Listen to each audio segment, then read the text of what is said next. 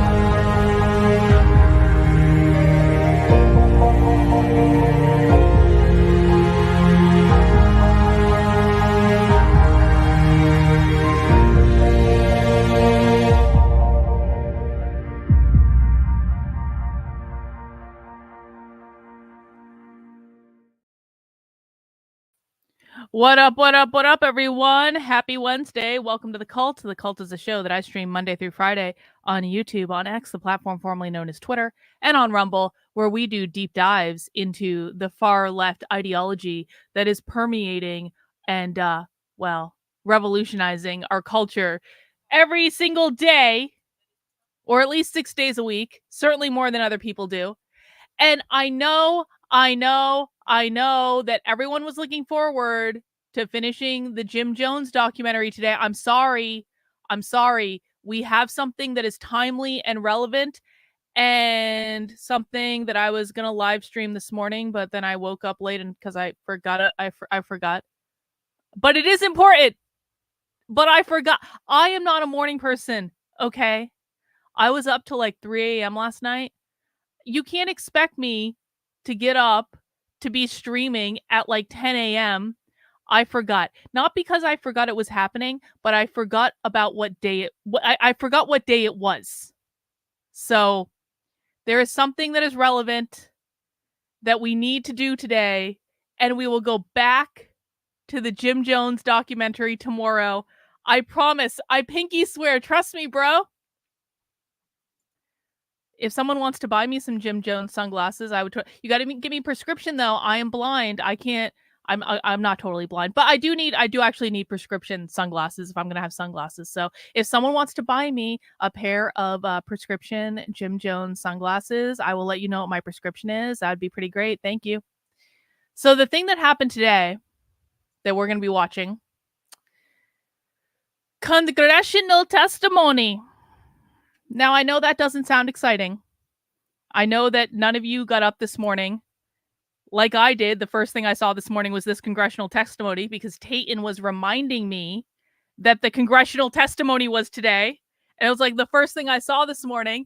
And I was like, oh shit, I was supposed to stream that. But I promise, I really do think this is going to be worth it because this is congressional testimony in the House Committee on Education and the Workforce. And it's featuring our favorite woke college, Columbia. Columbia is the wokest of all colleges. Columbia graduates the wokest graduates. Columbia has the wokest teacher education school. It's called Teachers College in the country, graduating the most insane woke teachers that go into the classroom. And Columbia got their ass called in front of Congress to account for their university's response to anti-Semitism on campus. And listen, man, I'm not about like the anti-Semitism stuff because I mostly think that anti-Semitism is made up bullshit in order to try to control people. But that's it. We're not talking about that right now, okay? But I am excited to see Columbia's ass get called on the carpet in front of Congress, and I think that you guys will like it too. Let's see what happened. The Committee on Education and the Workforce, chaired by Virginia Fox, Rhino, will hold a hearing to call on the leadership at Columbia University to answer for the rampant anti-Semitism engulfing their campuses and threatening their Jewish students. Yeah, I think that this is worth watching. I think so too. And it's not getting as much like coverage as the last time Ivy League presidents got called in front of Congress because the news cycle has moved on.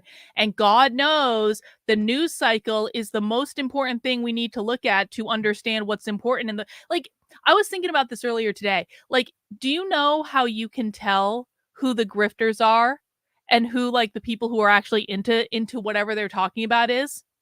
It's the grifters move with the news cycle. That's all it is. It's like once the news cycle moves, the grifters move right along with it, and they pretend that they were always interested in that thing. There is no consistency, and it's like I really think that most people don't understand that just because the news cycle moves on to something else doesn't mean things aren't happening anymore. It's like how the media no longer talks about critical race theory being taught in schools. Does anyone here think that critical race theory is not still taught in schools? It's actually gotten worse. It's gotten worse than it was 4 years ago. But you would never know that by watching the news because the news cycle has moved on to something else. It's almost as though it never happened in the first place. God damn, now I want a peanut butter milkshake. Why'd you have to do that to me, Alibaba? All I have here is a cup of coffee. God damn. This is cruel. Don't cruelty. Naruto says, I hear Red May came early thanks to a John Morgan fanfic. Well, yeah, Naruto, if you haven't been around, we have been doing John Morgan fanfiction for the last 2 days. We're not going to talk much about it today, but I do actually have something to say about this before we get started. Do you guys mind indulging me in a point of personal privilege? And I know after this, I'm going to let this topic go because now we've exhausted 3 days on the James Lindsay uproar over a fan fiction that John Morgan wrote. But I have something I want to say before we get started. And it actually relates back to Columbia. So it's not just out of left field. So to bring everyone up to speed, on Sunday night, in my supporter Discord, we watched a movie called Midsommar. Midsommar is, I think, go fuck yourself. Keep that out of my chat. I don't want to see any talk of fucking mayonnaise in my chat, human centipede. I'm not messing around. That is fucking terrorism, bro. You're gonna get timed out next time. If anyone talks about mayonnaise in my chat, I'm being completely serious. This is an even greater crime than James Lindsay lying to millions of people. I will time your ass out. Don't think you're safe just because you're making memes on Twitter. God. Why does my chat hate me? Anyway, to catch people up to speed in case you haven't been around for a couple days. Oh, fuck all of you. Everyone who just said Miracle Whip, you're all getting a timeout. I'm not even joking. I'm making an example of this.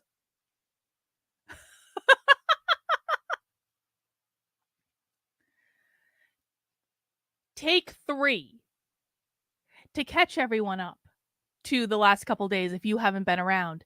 What happened is on Sunday in my supporter Discord at our regular weekly movie night that we've been doing for 2 goddamn years, we watched a movie called Midsummer.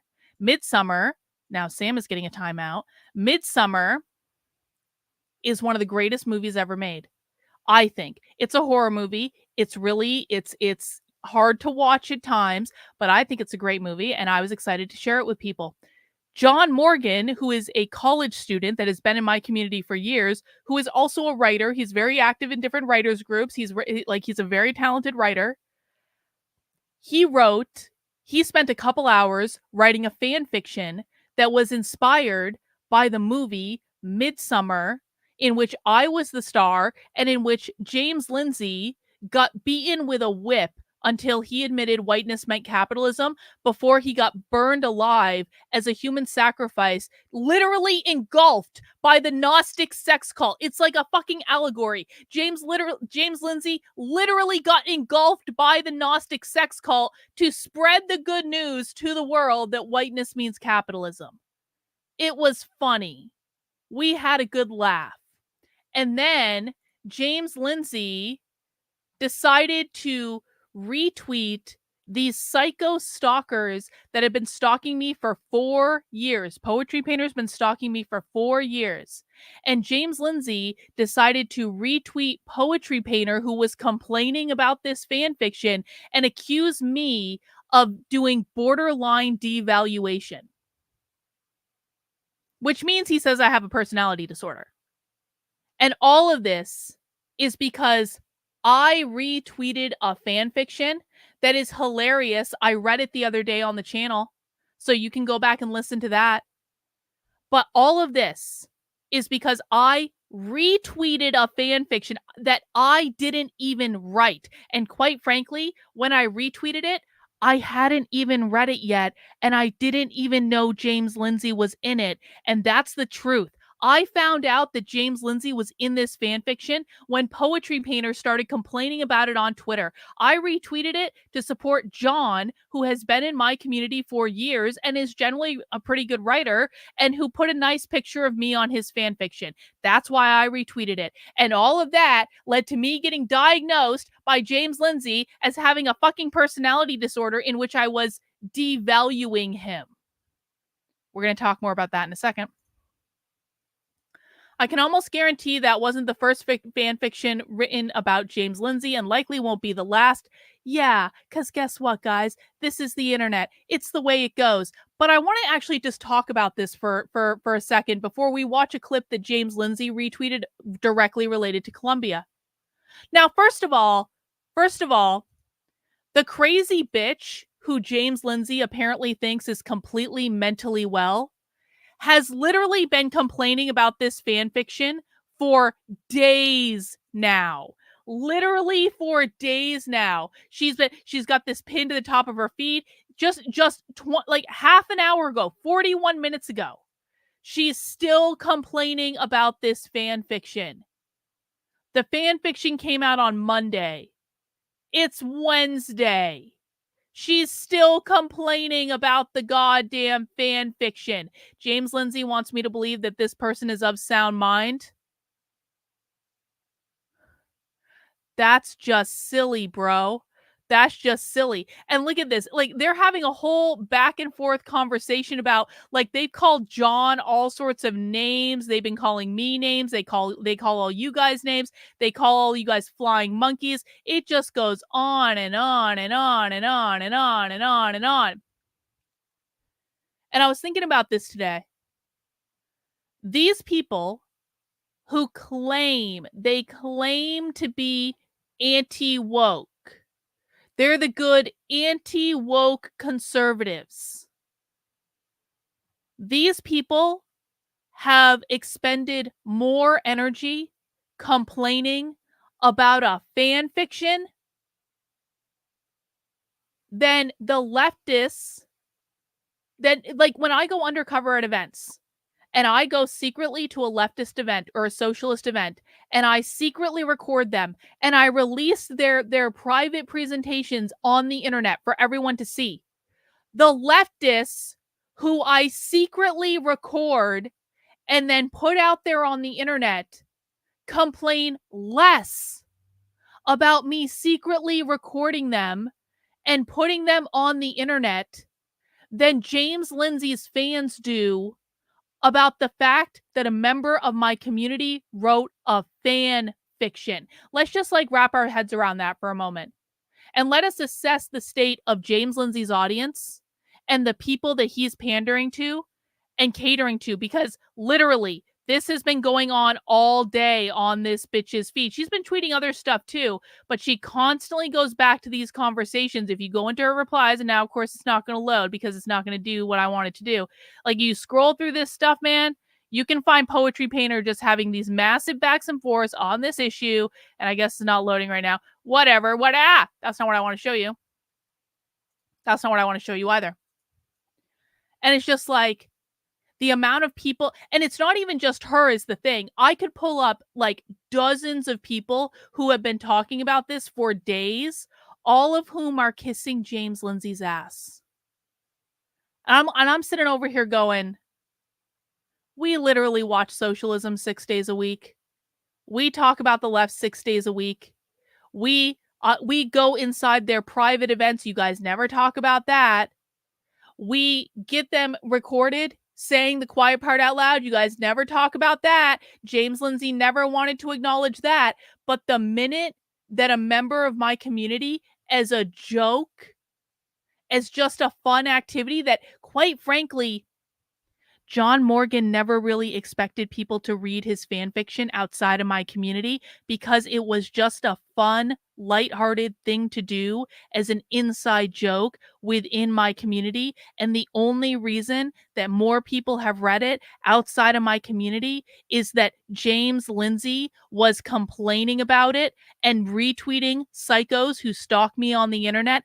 Otherwise, it would have just stayed as a private joke in my community and no one else would have seen it, because that's all it was. It was just a joke to have fun. Sometimes people have a sense of humor. I don't know why this is so hard to understand, but here's the bigger point that I want to make.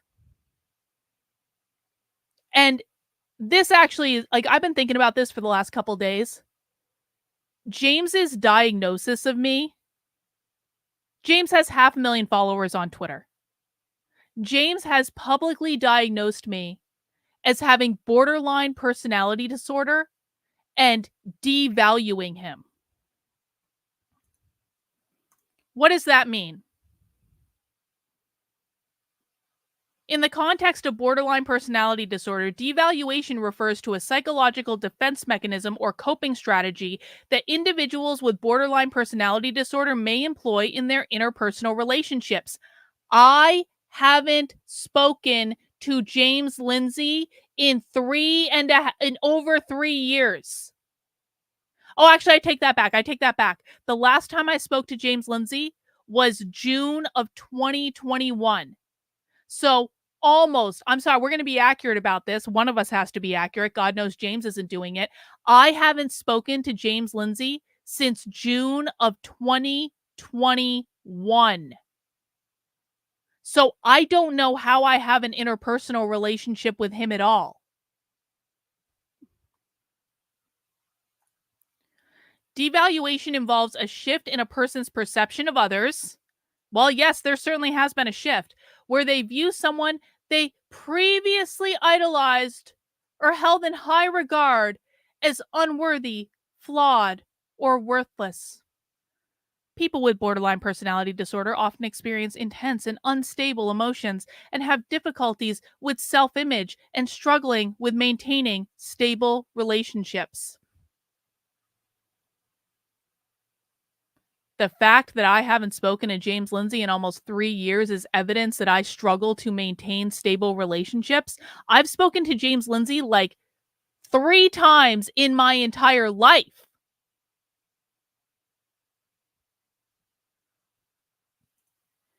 The pattern of devaluation typically follows a cycle known as splitting, where individuals with borderline personality disorder may initially idolize someone, believing they are perfect, amazing, and indispensable. I never believed James Lindsay was perfect, to be really, really clear. However, when conflicts or perceived flaws arise, the person with borderline personality disorder may rapidly shift to devaluing that individual and suddenly think they're entirely bad, evil, or undeserving of attention or affection.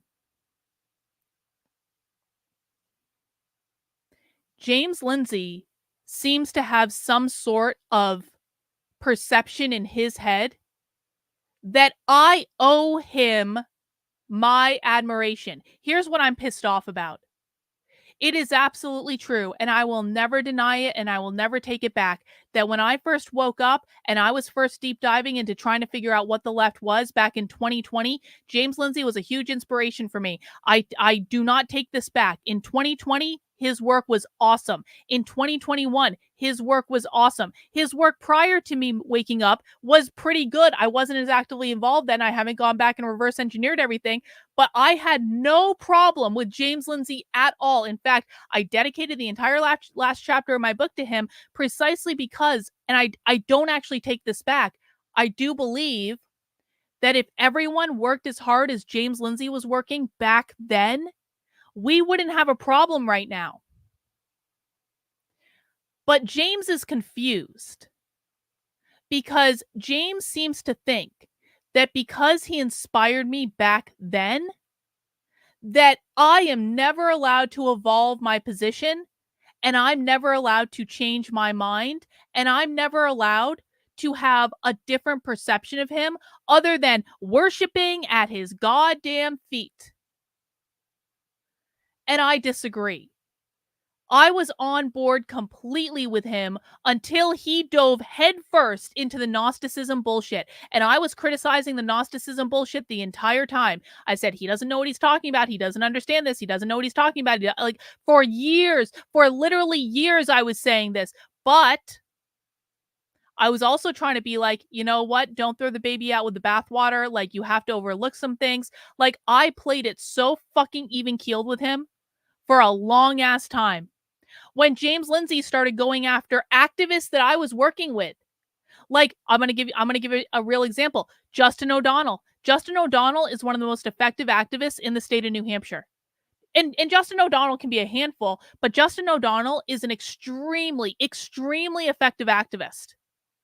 Justin O'Donnell on Twitter one day was trying to tell James, the way that you're using the word groomer is exactly the same way that the left is using the word racist. And because you are overusing the term groomer to apply to every single person that you disagree with, the term groomer is now meaningless, just like the term racist is now meaningless because the left has overused it and made it meaningless. And these were two, like, I was watching them fight back and forth. James didn't want to hear this, even though Justin was absolutely correct in his evaluation. But James didn't want to hear this, had a massive fucking hissy fit on Twitter. Now I'm talking to, like, I'm friends with Justin. I'm in Justin's DM saying, can you please stop fucking antagonizing James Lindsay? I even went into James Lindsay's DMs. I was like, he is the most effective activist in New Hampshire. What the fuck are you doing? And I was like, why are you guys even fighting? This is so stupid. And then James blocked Justin, and Justin had a massive hissy fit because James fucking blocked him. And I was like, fuck you all. And stuff like that happens all the time. James Lindsay got into a massive back and forth with Corey DeAngelis. Now, James Lindsay doesn't like school choice, which is Corey DeAngelis' main thing. I'm not all on the school choice bandwagon in that I don't think the school choice is actually going to solve the problem. But Corey DeAngelis is really effective. And I appreciate what he's doing. And I think it is changing the cultural conversation about what public education is. And I think that's invaluable. James Lindsay goes after fucking Corey DeAngelis all the time. The two of them are fighting. And I was doing the same thing. People were like coming to me. Be like, I cannot even tell you guys how often I'm asked about James Lindsay. I cannot tell you guys how many times people have come to me saying, Carla, what do you think? James Lindsay's acting crazy. He's acting crazy. He's acting crazy. And every single time for years, even when I agreed with them, that James was acting fucking crazy, I was like, don't throw the baby out with the bathwater. Just leave him alone. Just ignore it. Like, whatever. And I was like trying to keep the peace because I didn't want to be involved. Because the truth of the matter was that I stopped listening to James in the summer of 2021. I have barely listened to anything James has done in 3 years. But I hear about him all the fucking time. And people talk to me about him all the time. And for literally years, I was like trying to just like smooth things over, just not cause shit, just like me focus on my things. He can do whatever he's doing.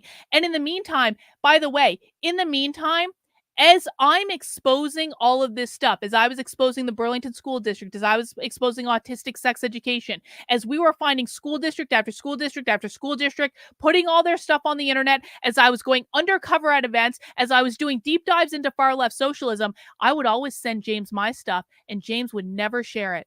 And it got to the point with me with James we're talking about primary source video evidence. We're not talking about like, here's a video about me talking about my Substack. Blah, blah, blah, blah, blah. We're talking about primary source video evidence. James would never share it. Twice a year, maybe if I was lucky. And it got to the point with him where I was sending stuff to him literally just to say I did it. I stopped expecting James to do anything. I stopped expecting him to do anything at all. I stopped having the expectation that if I give James primary source video evidence that he can use to show people what the left is doing, he would at least share it out with his audience. I stopped having that expectation. And instead, the only reason that I would share stuff with him was to tell people I did it when he didn't share it. Because again, I would have people in my feed all the time, in my messages all the time. Are you working with James? Are you working with James? Does James know about this? Are you working with James? And I wanted to be able to tell people, I send James stuff all the time and James refuses to actually share it.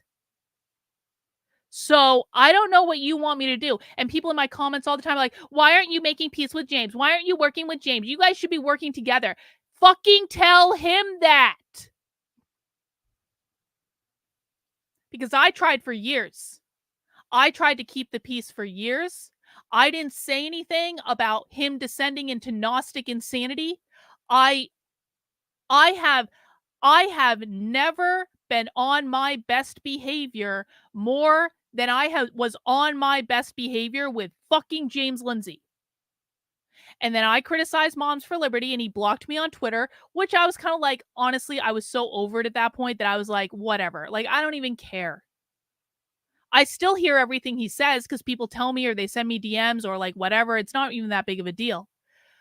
But where I decided that I am going to go at him directly because I do believe he is lying to people was when he started dragging members of my community on Twitter and telling people not only to block me, but to block members of my community. I was like, you know what? Go fuck yourself, James. My community members are like 8,000 times smarter than your audience. My community members are actually doing stuff out there with people. Your audience is reading on Twitter. James Lindsay's audience, literally for fucking days, has been reading on Twitter over a fan fiction.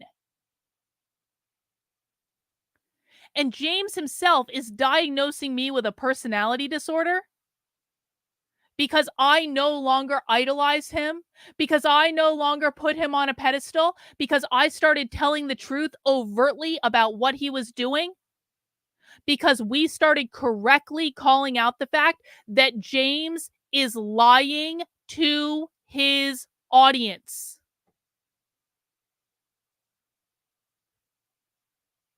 But all this means I have a personality disorder? James, I'm not the one out there lying to people. I'm not the one out there that's retweeting absolute psycho stalkers on the internet. I'm not the one telling people to block your audience. I have never once told people to block you or your audience. The fact of the matter is that if anyone goes into James Lindsay's replies and mentions me, they're going to get blocked. I've never told people to do that. And now James Lindsay is saying that I had some obligation to continue to idolize him after all the fucking covering up, after all of like the times I've been put in between him and other activists and I just tried to smooth things over. No. I have no fucking obligation to keep him on a pedestal just because that's where he likes to be. I have no fucking obligation to lie to people and say I support him when I no longer do. And it is some gall. It is some gall of him to insinuate that I have any obligation to do anything when James Lindsay has ignored my work for literally years. He has never really helped me. He has never supported what I'm doing. He came and talked to my community once. And by the way, I never really asked him to do stuff either because it was like I was doing my own thing. My thing was always separate. But let's not pretend that he's done me any favors, because he's never done me any favors. Let's not pretend that James has spent any time looking at what we've been doing for years at all, because he hasn't. Let's not pretend James actually cares about solving this problem and educating the public, because he doesn't. James has fucking lost it. And I think we can see that really clearly in his own tweets. Now, we're going to watch this little video before we get into the Columbia testimony, but this is just so fucking perfect. This is just so perfect. We're going to watch this video of a Columbia student. And I want to thank Nick Incognito for bringing this to my attention, because Nick is in the replies on this one. And this is the tweet that got Nick blocked by James Lindsay. This is the tweet. And then we've got Julie here. And Julie is someone that used to come into my community because she wanted me to support her in the documentary she was making. And other people can attest to this. Julie came into my private Zoom meetings and she wanted me to support her in the documentary that she was making. And then Julie started acting like a Christian authoritarian on Twitter. And I called her a Christian authoritarian on Twitter. And she didn't like that. And she had a massive hissy fit. And she said, "Why can't we legislate the Bible?" This bitch literally had an argument with me about like, why can't we legislate the Bible, Carlin? Why can't we legislate the Bible? Why can't we put the Bible back in schools? And I was like, why do you think I want your indoctrination in schools any more than I want leftist indoctrination in schools, Julie? Like, have I done something to make you believe that I think conservative indoctrination is acceptable? Because I don't.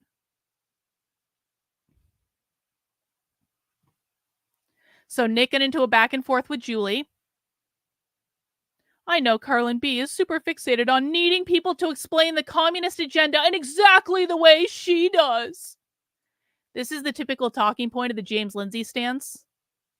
Because the James Lindsay stance don't understand the left. They don't listen to the left. They don't watch the left. They don't understand the left. And James has done an absolutely shitty job of educating his audience. And this is the point. I've been doing these deep dives for over 3 years now. James has been doing this at least twice as long as me, if not longer. How is it possible? How is it possible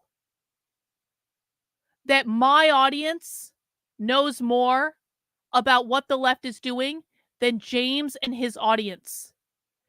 And this is where I say James is behaving grossly irresponsibly at best, and he's lying to people at worst. Because instead of actually listening to what leftists are saying, people like Julie, who just wanted to get famous for making a documentary about gender ideology and used to come into my community begging for my help in promoting her documentary about gender ideology, and used to slide into my emails begging for help about her fucking gender ideology documentary. And yeah, Julie, I can show the emails if I need to.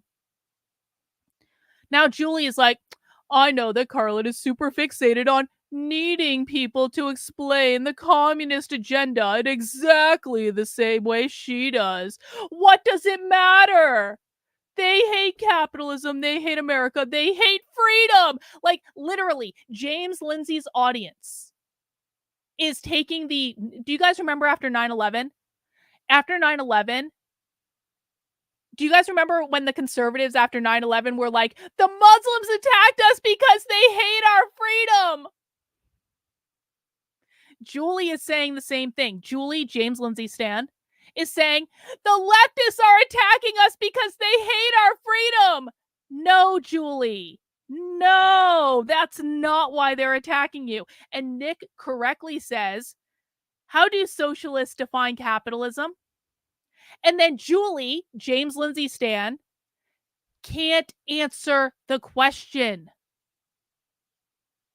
Not one single member of James Lindsay's audience that doesn't also listen to me can answer the question about how the left defines capitalism.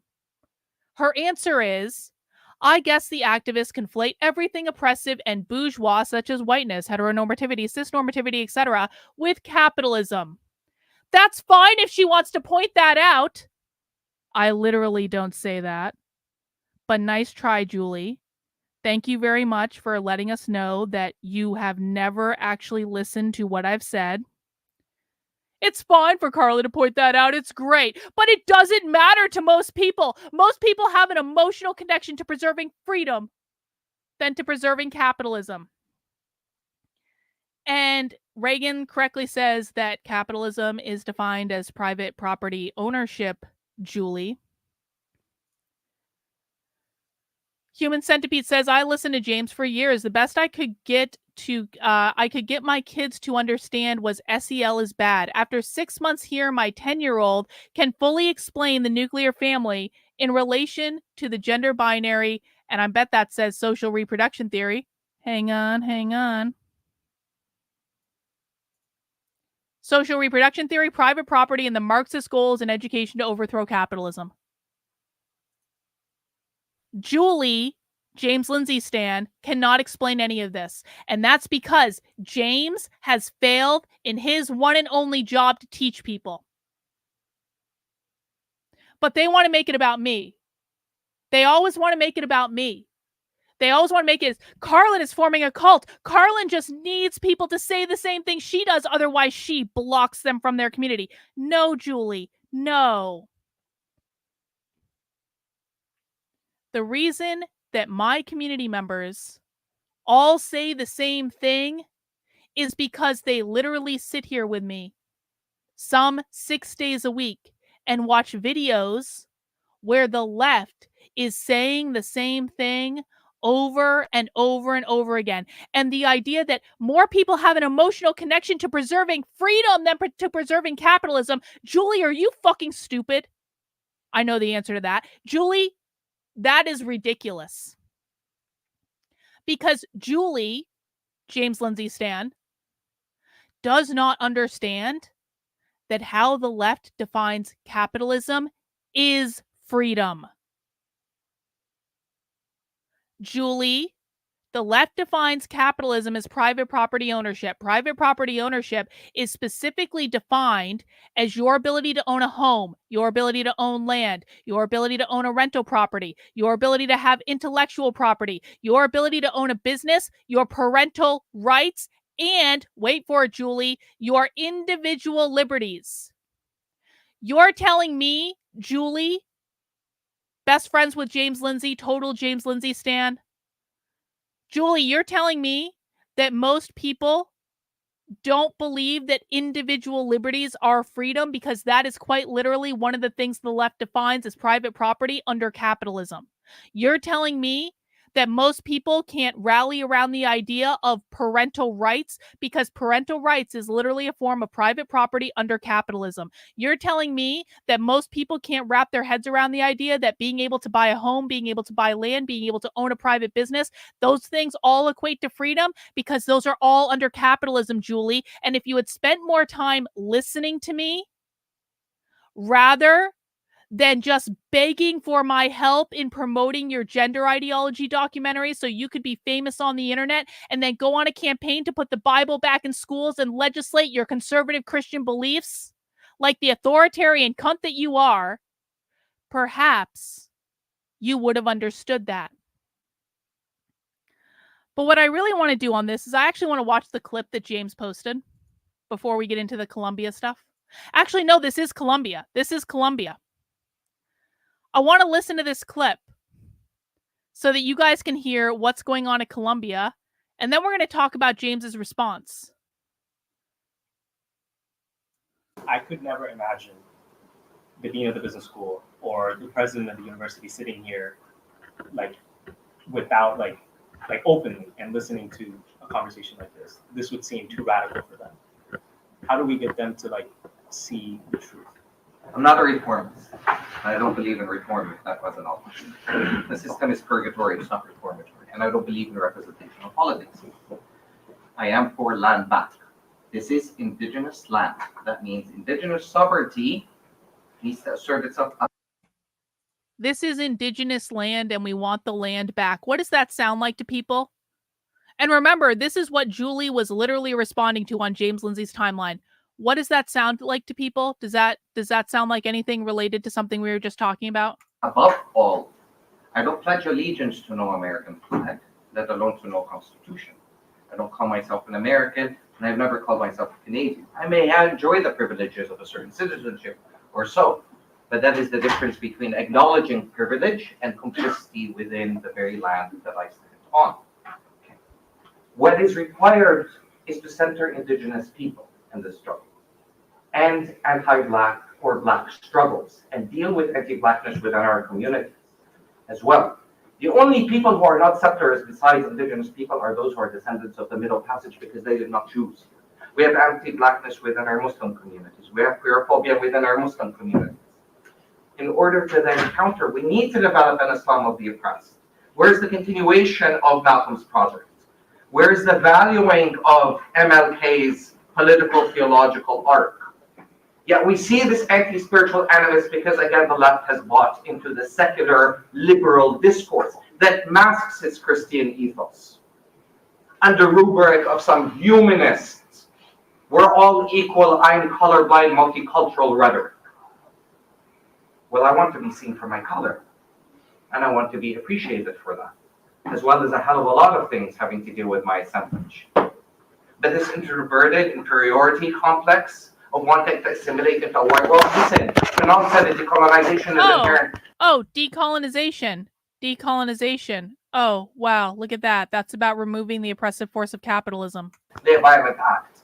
There's no undoing the violence. It's not just structural and systemic. The state is not some abstract entity that exists over and above us. We already govern one another vis-a-vis the set of capillary relations that we enact with one another right here, right now. You can walk out of the room if you want to. You can yell, you can scream, you can do whatever. You have agency. Power is already here. I have the power then to go organize with indigenous people at the center of that in my life. To go meet them, to go build with them. We're living in Lenape territory in New York City, the largest contingent of indigenous people that live in any city. And yet how many people know indigenous people, let alone center indigenous struggles in their analysis? And center land back. That becomes the question. And that becomes the building premise. But that requires meeting on the land and building alternatives on the land. Because otherwise I'm pledging and trying to reform the settler colonial order. I'm not going to spend time doing that. Colonial order means capitalism. Order. That means capitalism. We somehow see capitalism as an anathema of liberal. Oh, what was that? What was that? What was that? We somehow see capitalism. They talked about the colonial order, which is another word for capitalism. They talked about white supremacy, which is another word for capitalism. And then they flat out say capitalism in the goddamn video that James Lindsay retweeted. Let's keep going, though. Capitalism as an anathema of liberal modernity, yet we don't understand the basic plain fact that capitalism without the nation state would not survive. Don't they make sure? Oh, what was that? They said capitalism again. Without capitalism, the nation state would not survive. Short-term animosities, their long-term strategic interests are the same. The false binaries and the false choices. The false binary. How do we expose anti-blackness within Zionist society? The sterilization of Ethiopian, Mizrahi, and Sephardic. And the white supremacy that animates Ashkenazi capitalism. Thought and discourse. Again, settler BIPOC traditions. Do we not have alternative forms of governance and economics and alternative ways of being, seeing, and conceiving of the world besides what the white man had us over? That becomes the question. So no, I'm not interested in reform. And the first thing that I do, as in any other place, is go and meet indigenous people, introduce myself. I'm XYZ and I'm a settler. And there's no shame, there's no guilt in that. But I'm tired of going to protests and essentially hearing people say, oh, Genocide Joe is not welcome here. This is our city, our city. It ain't your city. This is indigenous land. Again, and I'm going to continue to iterate. Just as much as if I was in Palestine, and I was a Jew, and I was an anti-Zionist, I would say, this is not my land. Either I leave, or I stand and fight, actually, with Palestinian people. I put my life on the line for indigenous people. Because that's what allyship is. The creation of alternatives, decolonized education, including an Islam of the oppressed. Again, you're not part of my ummah if you're queerphobic. If you don't acknowledge the fact that you're on settler colonial land. If you're sexist, if you're misogynist. Protests at Columbia University over the crisis in the... So, that was an entire 5-minute clip all about capitalism. Everyone understands that, right? I know my regular audience will understand that, but just in case anyone is new, that was an entire 5-minute clip that James Lindsay retweeted about capitalism. And what a wonderful opportunity for James Lindsay to do his one and only job, to teach people what the left is doing and what they're saying and what any of that means. What a golden opportunity for James Lindsay to be able to educate his audience about what's going on. What did he do instead? Stop hiring college graduates. And when we go into the replies and we see Nick is saying, James, this guy is a socialist and literally telling you that capitalism is the problem. Why aren't you telling this to your audience? James blocked Nick over this tweet. And then Julie, who spent months begging me to promote her documentary because she really wanted me to promote her documentary because she did a documentary about gender ideology called Beneath Sheep's Clothing, and she slid into my emails and came into my private meetings really begging me to help her promote her documentary. Julie then replies to Nick, who didn't say anything about me at all, saying, Carlin demands that everyone make this about capitalism, but most people don't care about capitalism. And then she can't even define capitalism, and she has no idea that how capitalism is directly related to preserving freedom. And she works directly with James. James was in Julie's documentary about gender ideology that Julie was sliding into my emails to try to get me to promote.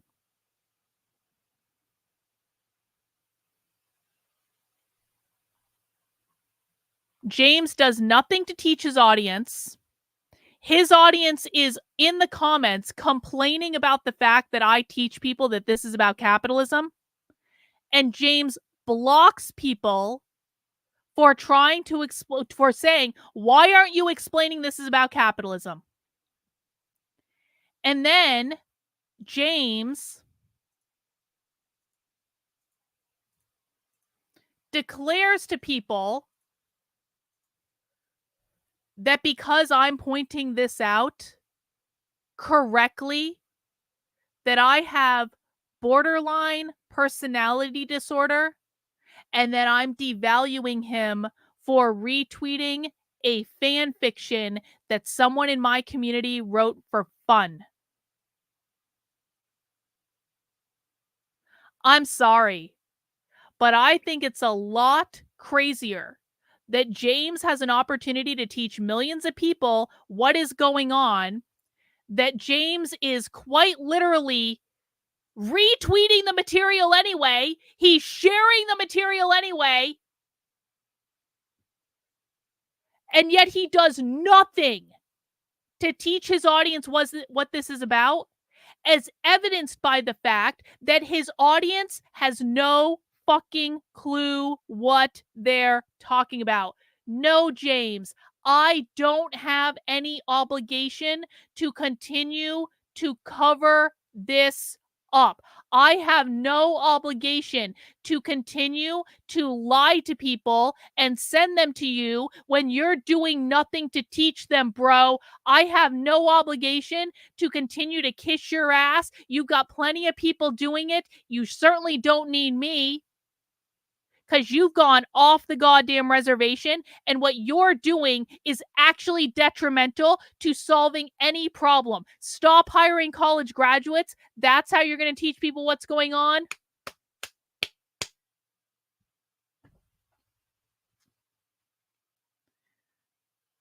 That's all I have to say about that. That's all I have to say. Naruto says, Julie, the left literally thinks no one has freedom right now. Freedom will only exist when we're all under communism. They think freedom is on their side. No one is free until everyone is free. That's correct. That's correct. Julie doesn't want people to know that. Oh, so now we're defending James for retweeting things he's not watching? I don't think he gets a pass for that. Rottweiler says, no one cares about capitalism? Yeah, right. So surely she cares when she can't have private property, businesses, parental rights? Exactly. Exactly. The fact that Julie, who is desperate was desperate to have me promote her documentary about gender ideology, and I absolutely can show the emails that show that. Julie seems to think I'm just complaining because Carlin is just making this about capitalism as a personal vendetta to James. And this isn't really about capitalism. This is about freedom. What a retard. What? This is why I don't associate with content people, guys. That's why I don't do it. They're all fucked up. All of them. And she's a Christian authoritarian. She literally wants to legislate the Bible and have the Bible taught in schools. Does James know that Julie is a Christian authoritarian that wants the Bible taught in schools? Anyway, I'm going to stop talking about this fan fiction now. Inevitably, James's audience will not stop talking about this fan fiction because they've been reading about it for 2 straight days. But we got other stuff to do. Who's ready to watch some congressional testimony? We are going to watch congressional testimony that happened earlier today, where Columbia got called on the carpet for anti-Semitism on campus. And I want to see what happened. Everyone, please make sure you mount the like button for me. Please make sure you are subscribed to the channel if you are not already. Zebra says, see, this is why I'm reluctant to start my channel. I don't want to be like those grifters. My Rumble has limited videos. I mean, listen, man. if you don't want to be like those grifters, just don't be like them. Just don't be like them. Be yourself. It's all good, man. All right, let's see what's going on in Congress. I need to find where this actually starts.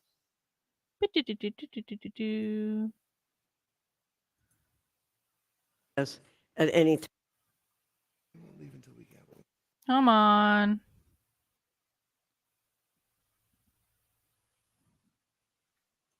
Greenwald, you're here testifying to October. Hang on. There. Okay, we should be about there. The Committee on Education and the Workforce will come to order. I note that a quorum is present. Without No objection, the captions chair is available, guys. authorized to Sorry. call recess at any time.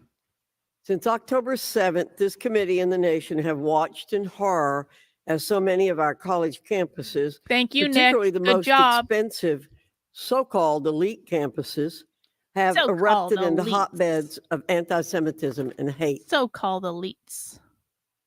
Dr. Shafiq, Mr. Schuser, Ms. Shipman, and Mr. Greenwald, you're here testifying today because Columbia University is one of the worst of those hotbeds. What the fuck? And we've seen far too little, far too late done to counter that and protect students and staff.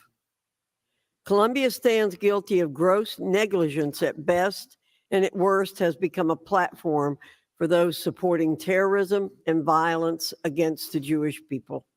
Terrorism? For example, just 4 days after the harrowing October 7 attack, a former Columbia undergraduate beat an Israeli student with a stick while shouting racial epithets. The following day, a crowd of anti-Israel protesters marched on the university's. What the hell? Twitter is not allowing my stream to be broadcast? What the hell? That's not cool, man. Not cool, Twitter. Crafts Center for Jewish Life, causing the building to be locked down and forcing Jewish students to shelter inside. More recently, on March 24, anti-Israel groups hosted a Resistance 101 event in a Columbia dorm featuring speakers linked to U.S. and Israel-designated foreign terrorist I wonder if I restart it, organizations, if it'll work. including the PFLP. Speakers explicitly endorsed terrorism and called on students to support it. This unauthorized event was nevertheless Twitter promoted working now? by Columbia faculty and staff. No, That it's a not working. taxpayer-funded What the fuck? institution become a forum for the promotion of terrorism raises serious questions. Lame. Twitter's Moreover, messing Columbia up. administrators have repeatedly failed in their duty to Hang on. We don't use this term on my channel. Please do not use the term anti-white on my channel. There are reasons for that. It attracts an element I don't want here. You can use another term to describe what you're doing, but you will not use that term on my channel. protect Jewish students from this hateful, retrograde form of discrimination. Don't take my word for it. In February, Columbia undergraduate Eden Yadigar told the committee, "It is impossible to exist as a Jewish student at Columbia without running face first into anti-Semitism every single day. Jew hatred is so deeply embedded into campus culture that it has become casual and palatable among students and faculty and neglected by administrators," end quote. Let me repeat, neglect. Yeah, I just deleted the broadcast on Twitter, but you guys can see it. There's just something going on. There's just something going on with the with Twitter. So I just deleted the broadcast on Twitter. People will have to come here. By administrators. Eden and some of her fellow Jewish classmates are in attendance today. I believe they deserve direct and clear answers about how you will address their concerns. I need not remind you that this is not just a moral duty, but a legal duty set forth in Title VI of the Civil Rights Act of 1964. Finally, as the committee convenes today to conduct its solemn oversight duty of post-secondary education, I can confidently say that never has Well, we this can see duty been bought. more important. The raw, visceral reaction of the nation to the unveiling of anti-Semitism at so-called elite institutions is indicative of the growing disconnect between the people and those universities. This is evidenced by a general loss of public trust and faith in post-secondary education. We're headed down a dark path if we cannot agree on basic shared moral values, such as the implication of calls for genocide. Bright lines must be drawn before the reputational damage to American universities is endemic and intractable. With today's hearing, I hope to draw those bright lines. This is an opportunity for each of you to address the public directly and explain your stance on one of the great moral issues of our time. Anti-Semitism must have no safe harbor in American universities. With that, I yield to the ranking member for an opening statement.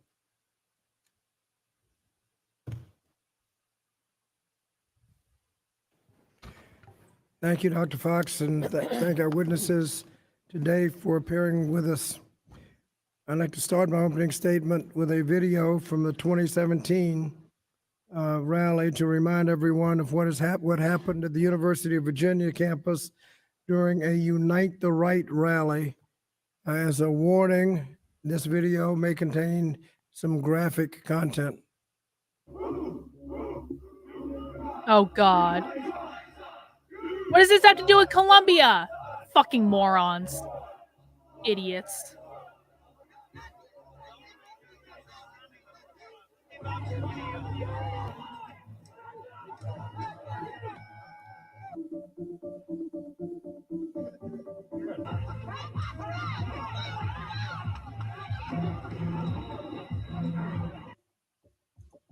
Hey, Kyle, I know you're trying to explain it, but let's just move on. I mean it when I say I do not want to see that term in my chat. Yeah, I'm aware. So Twitter is just messing up. That's fine.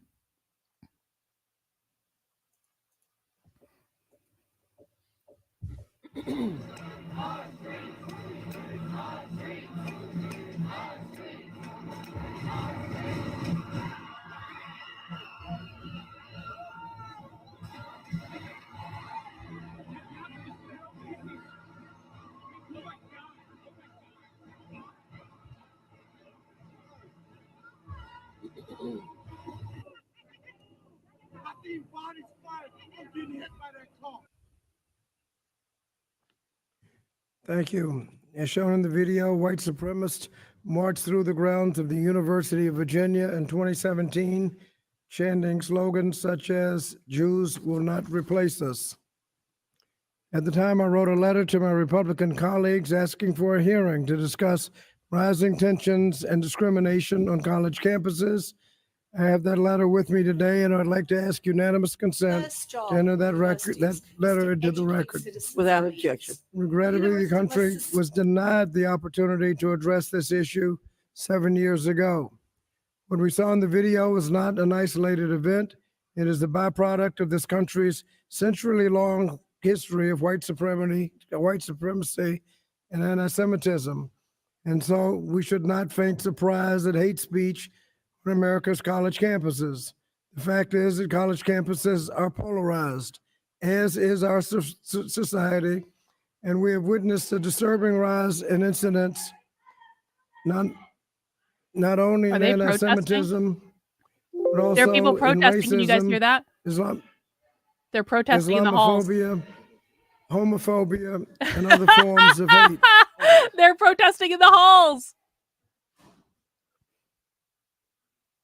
Nonetheless, schools have a responsibility to foster campus environments that promote understanding. Nick wasn't there. I mean, he was in the city, but he wasn't there. Else, so they couldn't show him. Student safety for all students. Jewish students, in fact, all students, have a right to attend college free from hostility and in compliance with Title VI of the Civil Rights Act of 1964. There is no excuse for anti-Semitism on campus, and everyone is entitled to that safe harbor that my colleague, the chair, referred to. As Dr. Shefik notes in good, her Kyle. testimony, quote, while there may be some easy cases, drawing a line between permissible and impermissible campus speech is enormously difficult. The U.S. Supreme Court has struggled for more than 2 centuries. No, Nick was in the city, but he wasn't there. He wasn't there for the torch stuff, and I think he got in the next day. He basically woke up, he was going to go down to the protest, and all the stuff had already started. So if you believe that Nick Fuentes was at the protest, that's a lie. That was a lie probably fed to you by conservative media that was not grounded in reality at all. That's why, bro, you think if they had footage of him, that wouldn't be splashed everywhere all the time at every possible occasion? They don't have it because he wasn't there, is my understanding. To define the limits of free speech under the First Amendment, and that struggle No, he was like 18. continues. Don't expect universities to figure He it was in out college. overnight. Now, this moment requires thoughtful and nuanced discussion, something this committee has not always done. Moreover, we should expand the scope of our conversation to include the students who are actually being denied access to an education as a result of discrimination. We should not put on political theater or seize this strategy and its aftermath as an opportunity just to grandstand. Rather, we need to recenter this conversation around our obligation to provide all students with a safe learning environment. In particular, as members of Congress, we must examine the issues of anti-Semitism and all other forms of animus on campus. This includes respecting the need for safe environment to learn and the importance of the First Amendment. And finally, while I appreciate my colleagues' newfound concerns for some students' civil rights on campus, I would note that it is at odds with House Republicans' budget proposals. You can't have it both ways. You can't call for action and then reduce funding for the very agency charged with protecting students' civil rights. In conclusion, I hope this discussion today is more thoughtful and deliberate and respectful of the complex constitutional question before us, even though the same opportunity was not afforded to Democrats when we requested it after the racist UVA rally 7 years ago. Thank you, Madam Chair. Bro, and I get the yield fuck back. over it. Jesus Thank you, Christ. Mr. Scott. I appreciate the ranking member's deeply held concern about racial and other forms of discrimination. I share his abhorrence of such discrimination and white supremacist beliefs in particular. As I said in 2017, quote, the violence and bigotry displayed in Charlottesville remain an affront to our shared American values. I strongly condemn these acts of hate, end quote. It's unfortunate that referencing the tragedy in Charlottesville has become a repeated talking point at committee events intended to address the wave of anti-Semitism occurring nationwide today. The episode to which Congressman Scott refers was not organized or attended by university students, but was instead held by a group of white supremacists who trespassed at the university. There was no cause or jurisdiction for the committee to open a broad investigation or one into the University of Virginia for an event its students didn't attend, that the university did not approve, and that was appropriately responded to by the university. There was also no pattern of such events on campuses across the nation to address. In contrast, at Columbia and numerous other schools, there has been a pattern of unapproved anti-Semitic events organized and attended by university students and staff that have denied Jewish students their right to a safe learning environment, and a failure by university administrators to respond appropriately to that denial. we will appropriately return our focus to that current crisis. First job of universities is to educate citizens and leaders. A university must sustain an extraordinary environment of freedom of inquiry and maintain an independence from political fashions, passions, and procedures.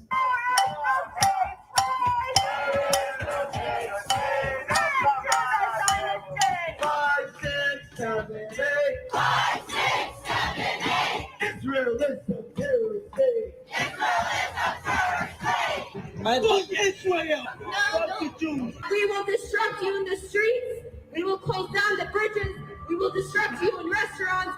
We will turn your life into a nightmare.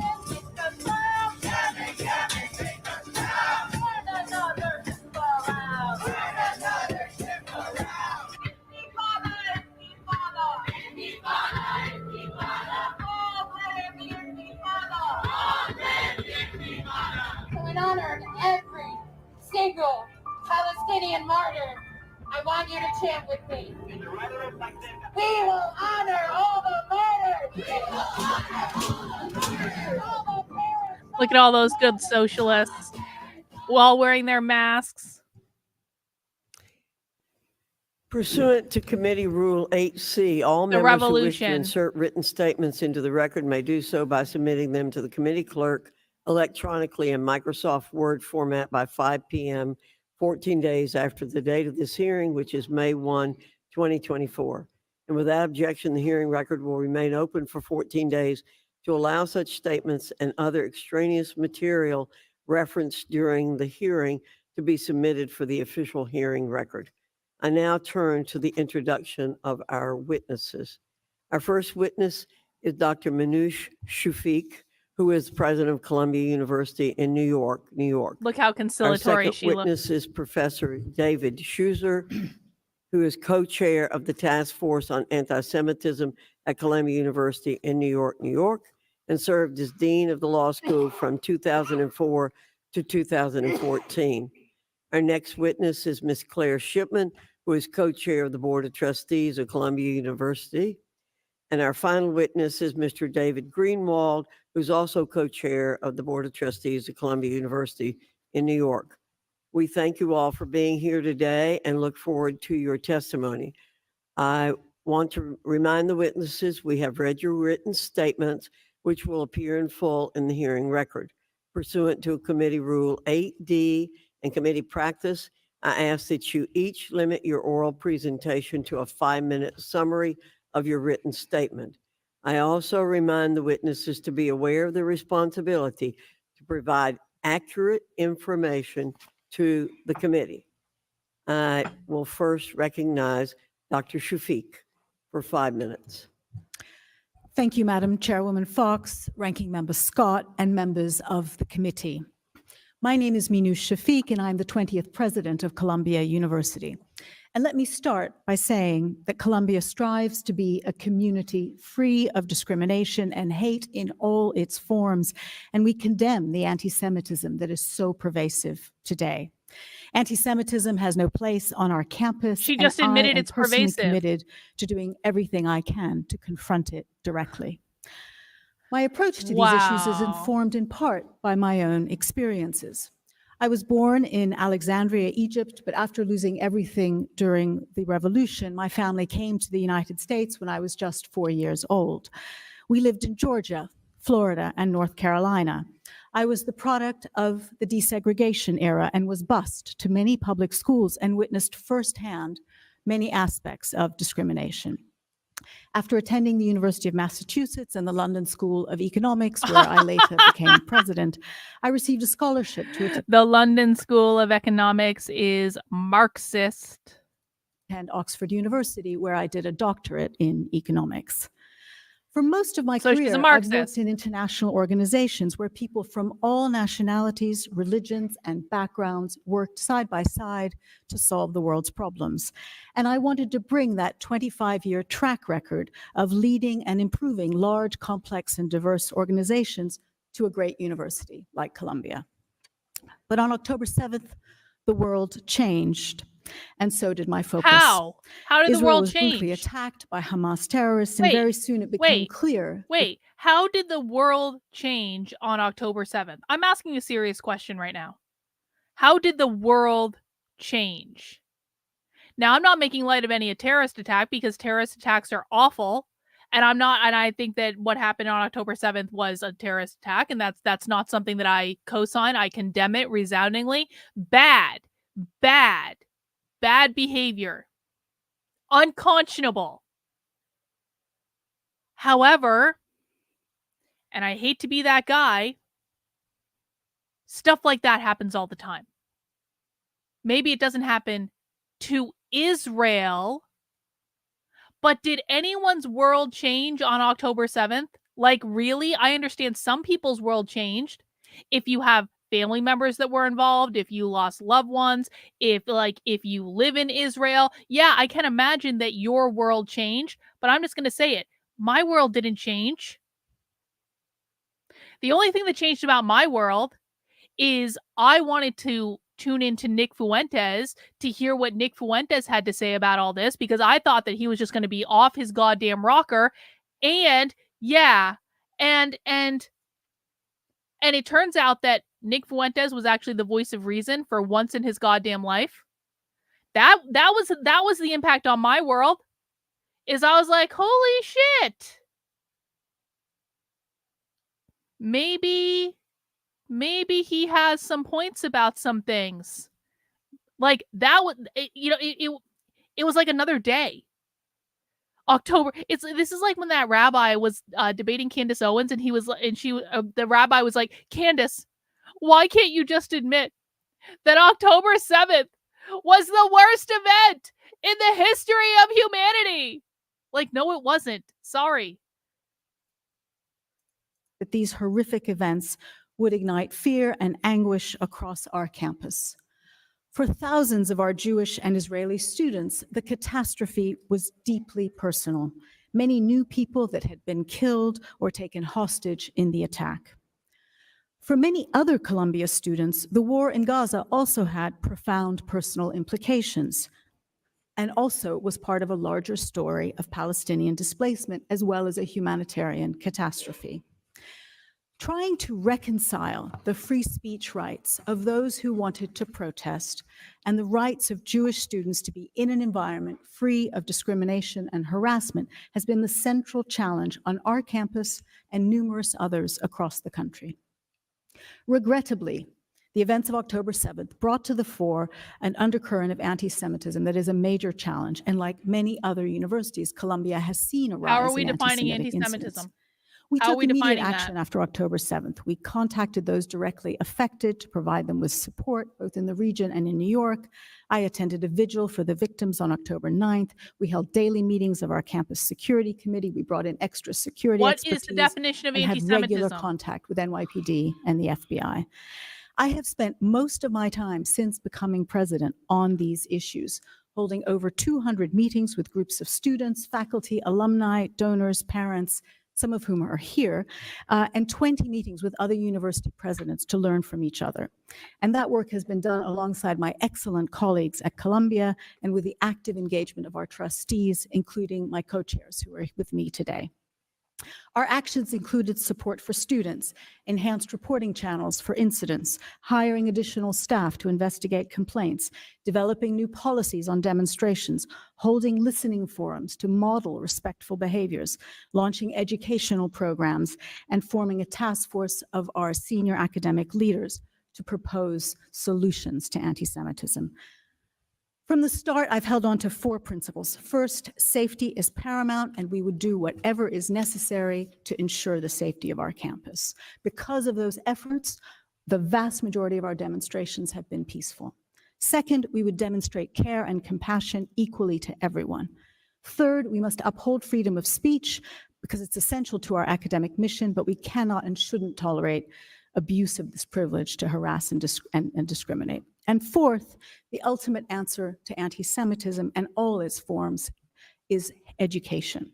And we should not lose sight of the powerful impact We of our core need mission. to all go on a trip to the Will it Holocaust work? Museum. There have been periods in history when anti-Semitism is in abeyance, and they were characterized by enlightened leadership, inclusive cultures, and clarity about rights and obligations. Those are the values I cherish and that I am determined to bring to Columbia. And I know together we'll emerge as a stronger community as a result. Thank you for your time, and I look forward to your questions. Thank you. I now recognize Professor Schuster for 5 minutes. Thank you, Chairwoman Fox, and thank you, Ranking Member Scott, for inviting me to testify today. In the wake of Hamas's barbaric atrocities on October 7th, there's been a chilling surge in anti-Semitism across the globe, and unfortunately at Columbia as well. President Shafiq asked me to serve as a co-chair of a new task force on anti-Semitism. I'm here today to share the task force's initial... Yes, this is exactly the problem. If you are a critic of Israel, then you are considered to be an anti-Semite, even if you don't care if people are Jewish. That's exactly right. Findings and recommendations. There's a lot to do, and we aren't yet where we need to be, but we are making real progress. Before I get into the details, I'll explain why the task force's work is so important to me personally. One reason is obvious. Columbia is my home. I've been on the faculty for 26 years, including 10 years as dean of the law school. I've also devoted years of my life to combating anti-Semitism, including as CEO of a Jewish humanitarian organization called the American Jewish Joint Distribution Committee. But I also have another personal reason to ensure that Columbia provides a welcoming environment for Jews and everyone else, which is grounded in my family history. My grandfather grew up in Ukraine. His grandfather was lynched in a pogrom. A few years later, he almost met the same fate. A group of anti-Semitic thugs put my grandfather up against a wall and were about to shoot him, but he managed to get away. Thankfully, he was able to come to America. He taught himself English in the public library, and eventually he enrolled at Columbia Teachers College, and that changed his life. He became a Judaic studies teacher in a Hebrew school. His son became a lawyer, and his son became a lawyer, and that's who's here before you today. Well, best of luck. They block everyone that does that. Not just my professional home. Columbia is my cause. I'm inspired by what the university has done for my family and for so many families from diverse backgrounds across the globe. It's critical to preserve that proud tradition. But the work of our anti-Semitism task force has not been easy. In the past 6 months, we've heard too many heartbreaking stories. For example, one of my students who wears a kippah was approached in the law school lobby by another student who said, "F the Jews." Another was spat upon at a protest. A student wearing a shirt with an Israeli flag was pinned against a wall by a protester and told to keep effing running when he broke free. When I heard this, my first thought was of my grandfather being pushed up against a wall in Ukraine. This is simply unacceptable. It's also heartbreaking that many Jewish and Israeli students feel uncomfortable in student groups having nothing to do with the Middle East. Playing it now? Being a Zionist That's good. should not disqualify anyone from a dance group or a theater production. This sort of pressure, signaling that Jews are accepted only if they reject a core part of their religion and identity. Well, it sounds like old-fashioned bigotry to me, and again, this is simply unacceptable. Although there are problems at Columbia, many capable and dedicated people are working hard to address them. Our task force has been in close touch with President Shafiq, her leadership team, the board, as well as faculty, staff, students, graduates, and parents from across the university. Our task force began with a report last month on the rules governing protests. We offered 4 main recommendations, and the university is implementing all of them. First, protests should be allowed only in designated locations, not in academic buildings. Protected speech is essential, but it can't get in the way of other people's rights to speak. Second, the university needs to be more effective in enforcing its rules, so we suggested improvements. Third, a few years ago, the university launched a major initiative to combat gender-based misconduct. We need a comparable effort for anti-Semitism. And fourth, the university needs to avoid double standards. When Jewish students complain that speech makes them uncomfortable, they should get the same treatment as other groups. We plan to issue another report in May, drawing on over 20 listening sessions with students to describe student encounters with anti-Semitism, discuss definitions of anti-Semitism, and recommend changes in orientation, student services, and student groups. We will issue more reports next year as well. In all of this work, we are mindful of a university's solemn responsibility to teach the next generation so they think critically, seek knowledge, cherish and defend liberty, and build a better world.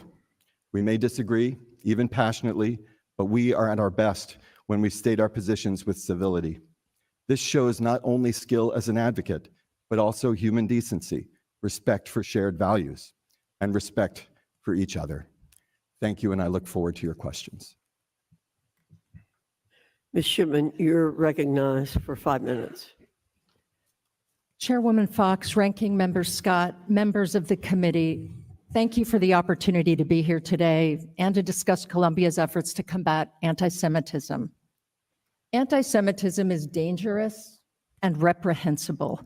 It has no place at Columbia or in our society.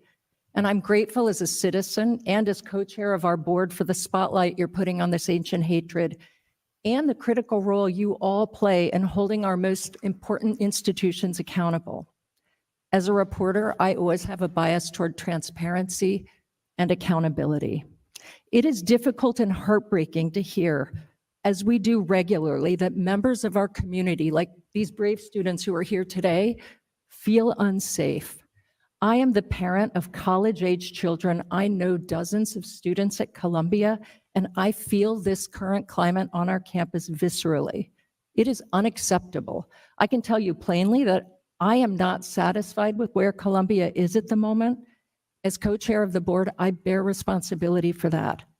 This role is one of the great privileges of my life, and I take the weight of its responsibility seriously. I am dedicated to addressing these concerns. The days immediately following October 7th are the most painful I've experienced on our campus. I knew as word of the horrific Hamas terror attack started to spread that this terrorist tragedy would have a devastating impact, especially on our Jewish students. 2 days later, President Shafiq and I joined hundreds of members of our community for a somber candlelight vigil on the steps of Low Library. The grief was intense. It was a moment of comfort, but that moment would be fleeting. The last 6 months on our campus have served as an extreme pressure test. Our systems clearly have not been equipped to manage the unfolding situation. But with each challenge, we have moved to adapt.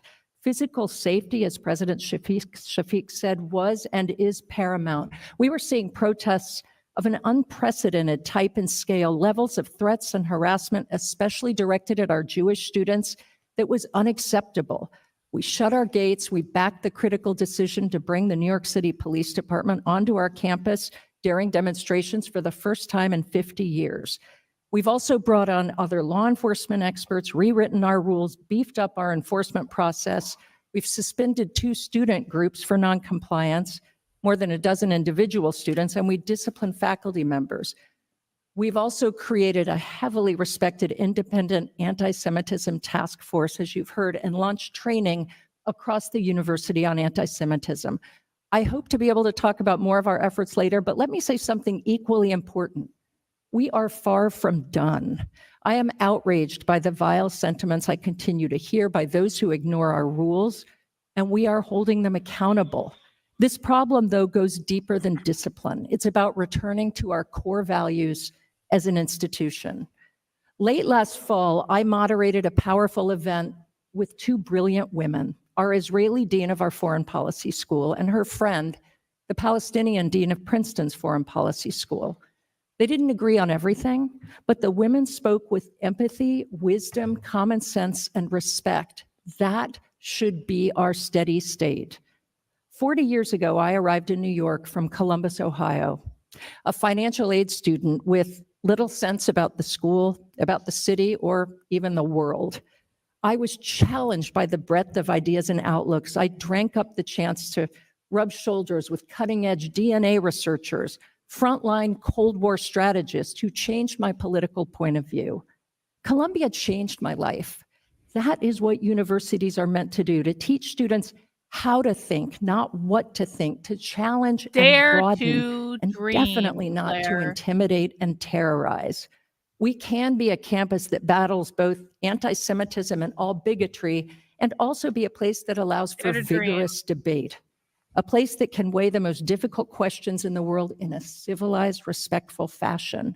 We are determined to create again a flourishing ecosystem, but a healthy Colombia as we rebuild must start with common sense and common decency with respect for each other and our rules. We all here are committed to being honest about where we are and doing the hard work, and I can tell you we will not stop until we get it right. I look forward today to getting your input. Thank you. Thank you. I now recognize Mr. Greenwald for 5 minutes. Chairwoman Fox, Ranking Member Scott, and members of the committee.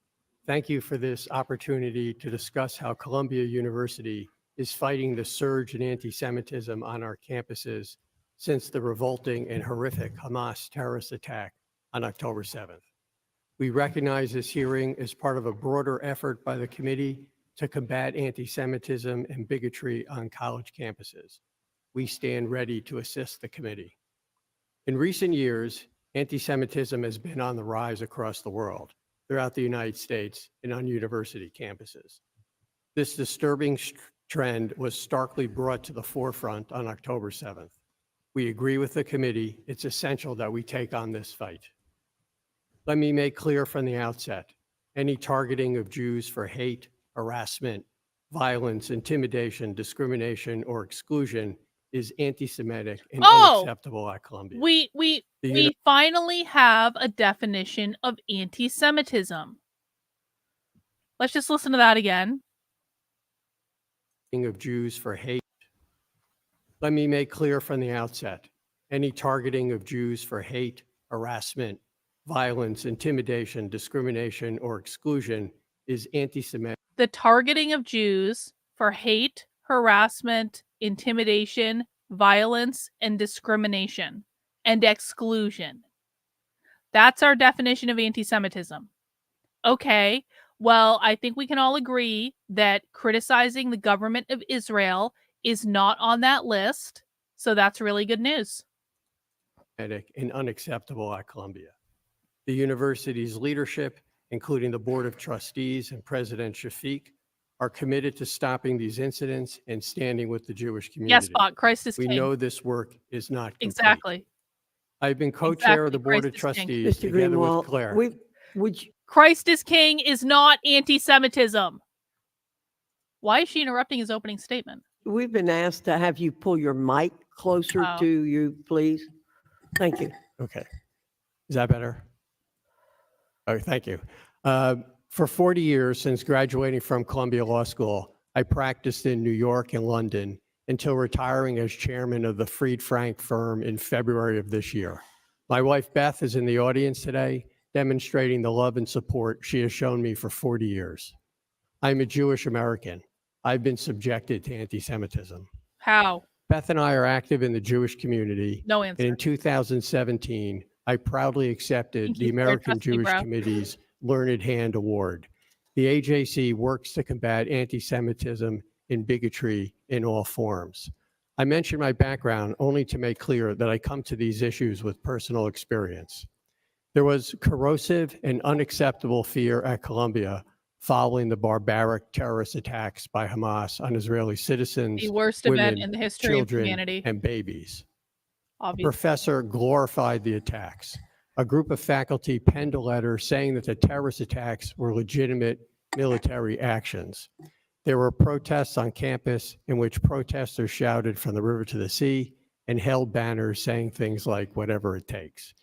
Many Jews hear and see that as a call to eliminate Israel and Jews everywhere. As a result, many Jewish students and other members of our Columbia community did not feel safe. By their very nature, universities are places for lively debate and disagreement, but those debates must be respectful, peaceful, and collegial. Well, when those debates devolve into I mean, he has now changed his argument to say that anti-Semitism is like hatred and discrimination towards Jews, to anti-Semitism means students chanting "From the river to the sea, Palestine will be free." And I'm sorry, I don't think that's anti-Semitism. I think the very notion that that chant is anti-Semitism is retarded. I think the notion that we should be able to censor people from chanting that chant because you don't like it is retarded. Semitic harassment, discrimination, or violence, as has unacceptably happened at Columbia after October 7th, there must be consequences. Since October 7th, the Board of Trustees and the university, including the four members of this panel, have taken many steps to combat anti-Semitism on our campuses and to ensure the safety of the Columbia community. I set out in detail some of these steps in my written testimony. I'll mention only a few here. At the trustee level, we quickly formed our own task force with a view toward overseeing the actions of our leadership and developing ideas for addressing anti-Semitism. 2 student groups have been suspended. We engaged the FBI in response to a vile and shocking unauthorized event that took place in a university residence last month. 10 students were suspended from the university in connection with that despicable event. What was it? Consistent with principles of free speech, protests on campus have been restricted to locations consistent with our commitment to a safe and inclusive community. Action has been taken against multiple faculty members, and numerous additional faculty members are under investigation. For what? Columbia has implemented at least 90 disciplinary measures against students. If necessary, These people are additional so actions of imprecise. this nature will be taken to combat anti-Semitism and to promote the safety of the members of our community. Thank you again for the opportunity to discuss a topic of critical importance to me, to Columbia, and more broadly to our nation. Eliminating anti-Semitism takes unrelenting and aggressive effort. Columbia is committed to making those efforts to address this ancient scourge. I welcome your questions and advice. Thank you very much. Under Committee Rule 9, we will now question witnesses under the 5-minute rule. I remind members that I'll enforce the 5-minute rule strictly, so you're advised to keep your questions succinct so the witnesses have time to answer. I will begin the questioning. Dr. Shafiq, you described the April 4, quote, all out for Al-Shifa, end quote, event that took place at Columbia's campus as a, quote, unapproved event near academic buildings in violation of our rules and policies, end quote. You promised that participants would, quote, face discipline, end quote. Your university policy requires disciplinary action to be initiated shortly after an incident occurs. According to records provided by Columbia to the committee, the school identified at least 32 participants at the event and sent out, quote, interim warning letters to them, quote, to remind you of Columbia's policies, end quote. Is that what you meant by facing discipline?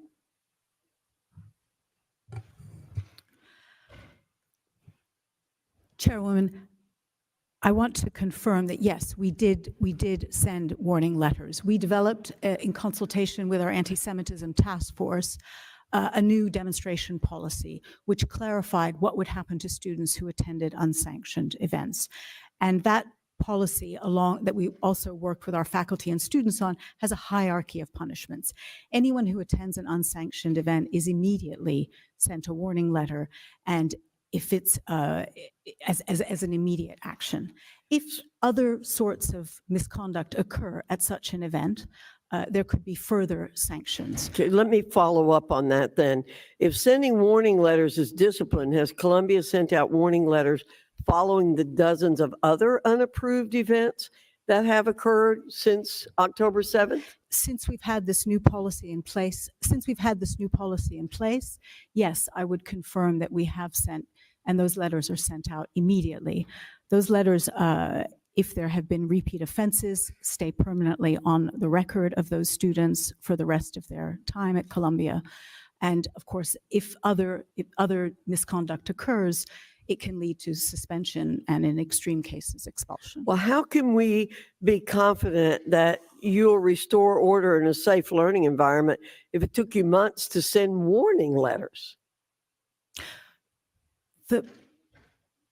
Chairwoman, I want to reassure you, I have absolutely no hesitation in enforcing our policies. When I first started at Columbia, our policies, our systems, and our enforcement mechanisms were not up to the scale of this challenge. Okay. They were designed for a very different world. They were designed for a student cheating on Well, an let's exam. let's go to the April 4th when you did have policies in effect. So the day before the April 4th rally, a Columbia University Apartheid Divest Substack post warned participants to wear masks, cover any identifying features, and not swipe their Columbia IDs to evade accountability for disciplinary violations.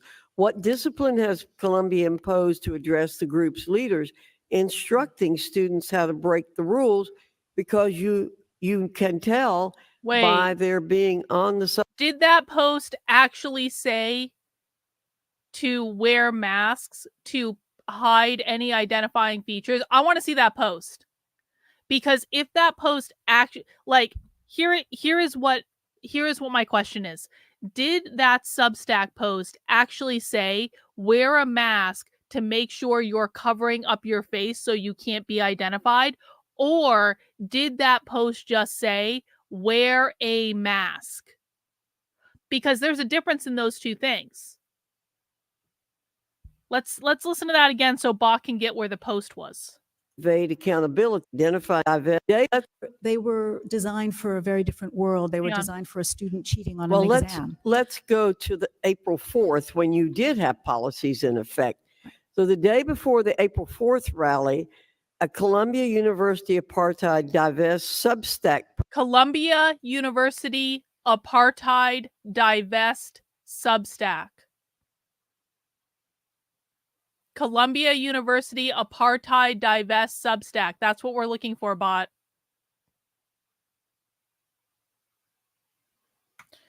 Well, that's a story that people on the conservative right like to tell. That's a nice conservative talking point. But since Israel are the ones that are refusing to have a two-state solution, I find that inherently flawed. I find that to be a grifter fucking conservative talking point. You found the Substack? All right, let me know when you find that post. April 4th, it said. Post warned participants to wear masks, cover any identifying features, and not swipe their Columbia IDs to evade accountability for disciplinary violations. What discipline has Columbia imposed to address the group's leaders, instructing students how to break the rules? Because you can tell by their being on the Substack who they are. I think one of the most effective things that we have done since since October 7th is that when we know that events will happen, we have moved toward requiring Columbia University IDs to access our campus. That has prevented outside forces to come and cause trouble. And I think that's a very important reason why most of our demonstrations, in fact, the vast majority, have been safe. And But we did one of so on those that students, occasion. one of those organizers and speaker at this unapproved pro-Hamas rally was a student already suspended for hosting an affiliate of a terrorist organization. Do you agree that this continued defiance further aggravates the severity of the violations by the suspended students, as well as the group organizing the event? Because the students don't seem to be afraid of your letters. Chairwoman, I assure you, the students are not getting letters, as has previously been said. We have already suspended 15 students from Columbia. We have 6 on disciplinary probation. These are more disciplinary actions that have been taken probably in the last decade at Columbia. And I promise you, from the messages I'm hearing from students, they are getting the message that violations of our policies will have consequences. Thank you. Mr. Greenwald, the trustees at Columbia are ultimately responsible for Columbia's governance. All of us have seen the true nature of the environment at Columbia exposed. Can you honestly say that you and the board fulfill the trust placed in you to maintain the good character of Columbia when you see the repeated screams of hate on your campus? I've got this Substack up that they referenced. And I'm looking, I mean, there's always the possibility that they updated the posts, but I'm not seeing anything about any masks in any of these posts. They do have posts about this rally on April 4th. Hang on. Okay, this might be what they're talking about. Hang on. Let me just show. You found it, bot? I think this might be the one I'm looking at right now. Okay, I think this might be what I'm looking at. Oh, no, you're looking at issue 3. This one.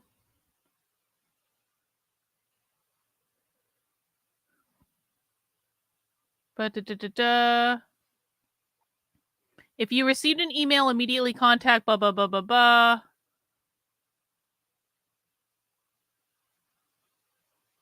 Some students may have fallen prey to university surveillance and received warning emails related to their attendance. Do not scan IDs before or after as much as possible. This is one of the university's surveillance mechanisms.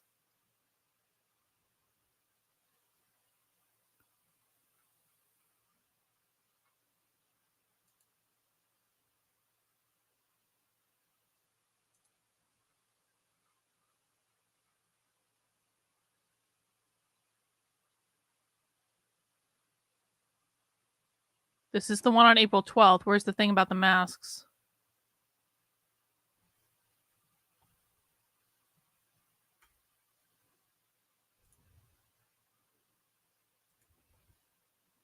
How am I just not seeing this?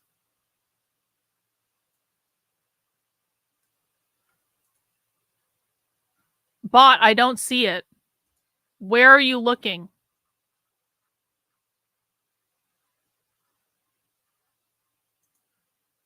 That's April 12th. Where are you looking that you're seeing that? Because I don't see it. Here it is. It wasn't on the April 12th one. It was on an earlier one. Now that's the it was in this emergency communication one. That's not the April 12th one. That was the problem. Mask up. COVID-19 is still a risk and we want to protect our community. Masking also allows your face to be covered and protected from surveillance. Covering your head is also a good idea. Leave the CCTV range before unmasking. Okay, so they are saying to cover up to protect your identity. This is actually the first time that I've ever seen them mention protecting your identity, like socialists in general. And they are still, I mean, they're putting COVID-19 at the forefront, which they do actually believe, but this is actually the first time that I've ever seen them talking about protecting their identity. All right, fair enough. She was telling the truth. Okay. Okay, all right.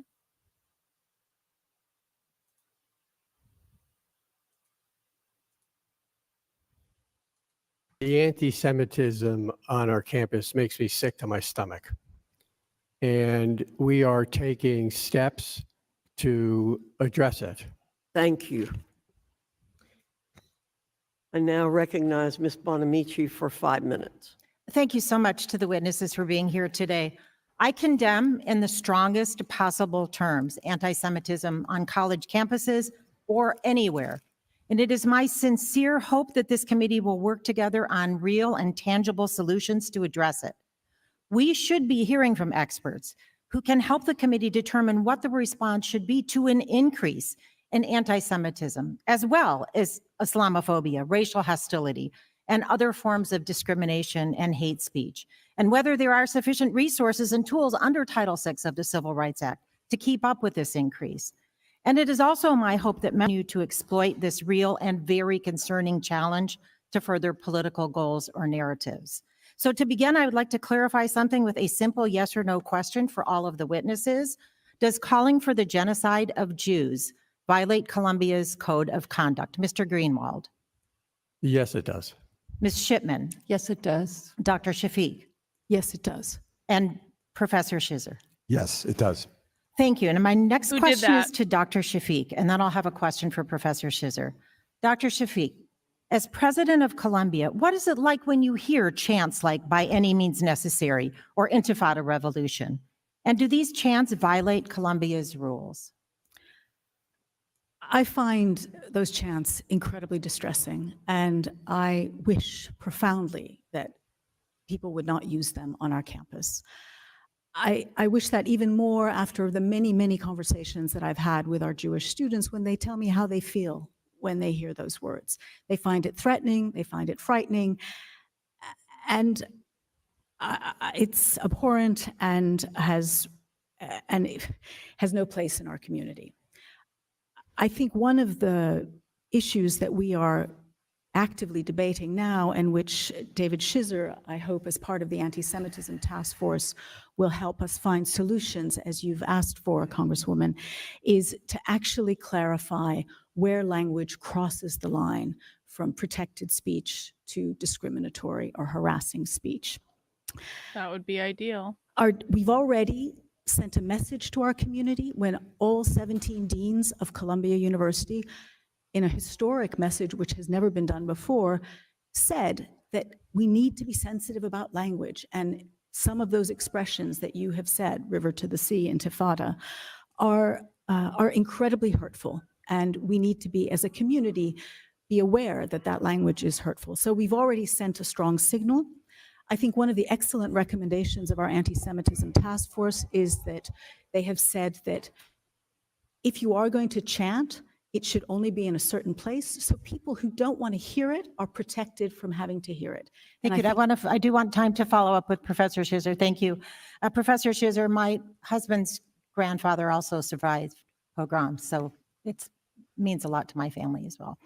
You heard Dr. Shafiq's answer. We know that you are one of the co-leaders of Dr. Shafiq's anti-Semitism task force, as well as the former law school dean. So will you please explain the First Amendment considerations behind Columbia's current policies? So the chants we are hearing, some of them are absolutely repugnant and offensive. And let's be honest about that. As we approach what to do, we have to remember three principles. And the first is free speech matters, protected speech. We don't want to suppress points of view. And the second point is we don't just have free speech, we have free speech responsibilities.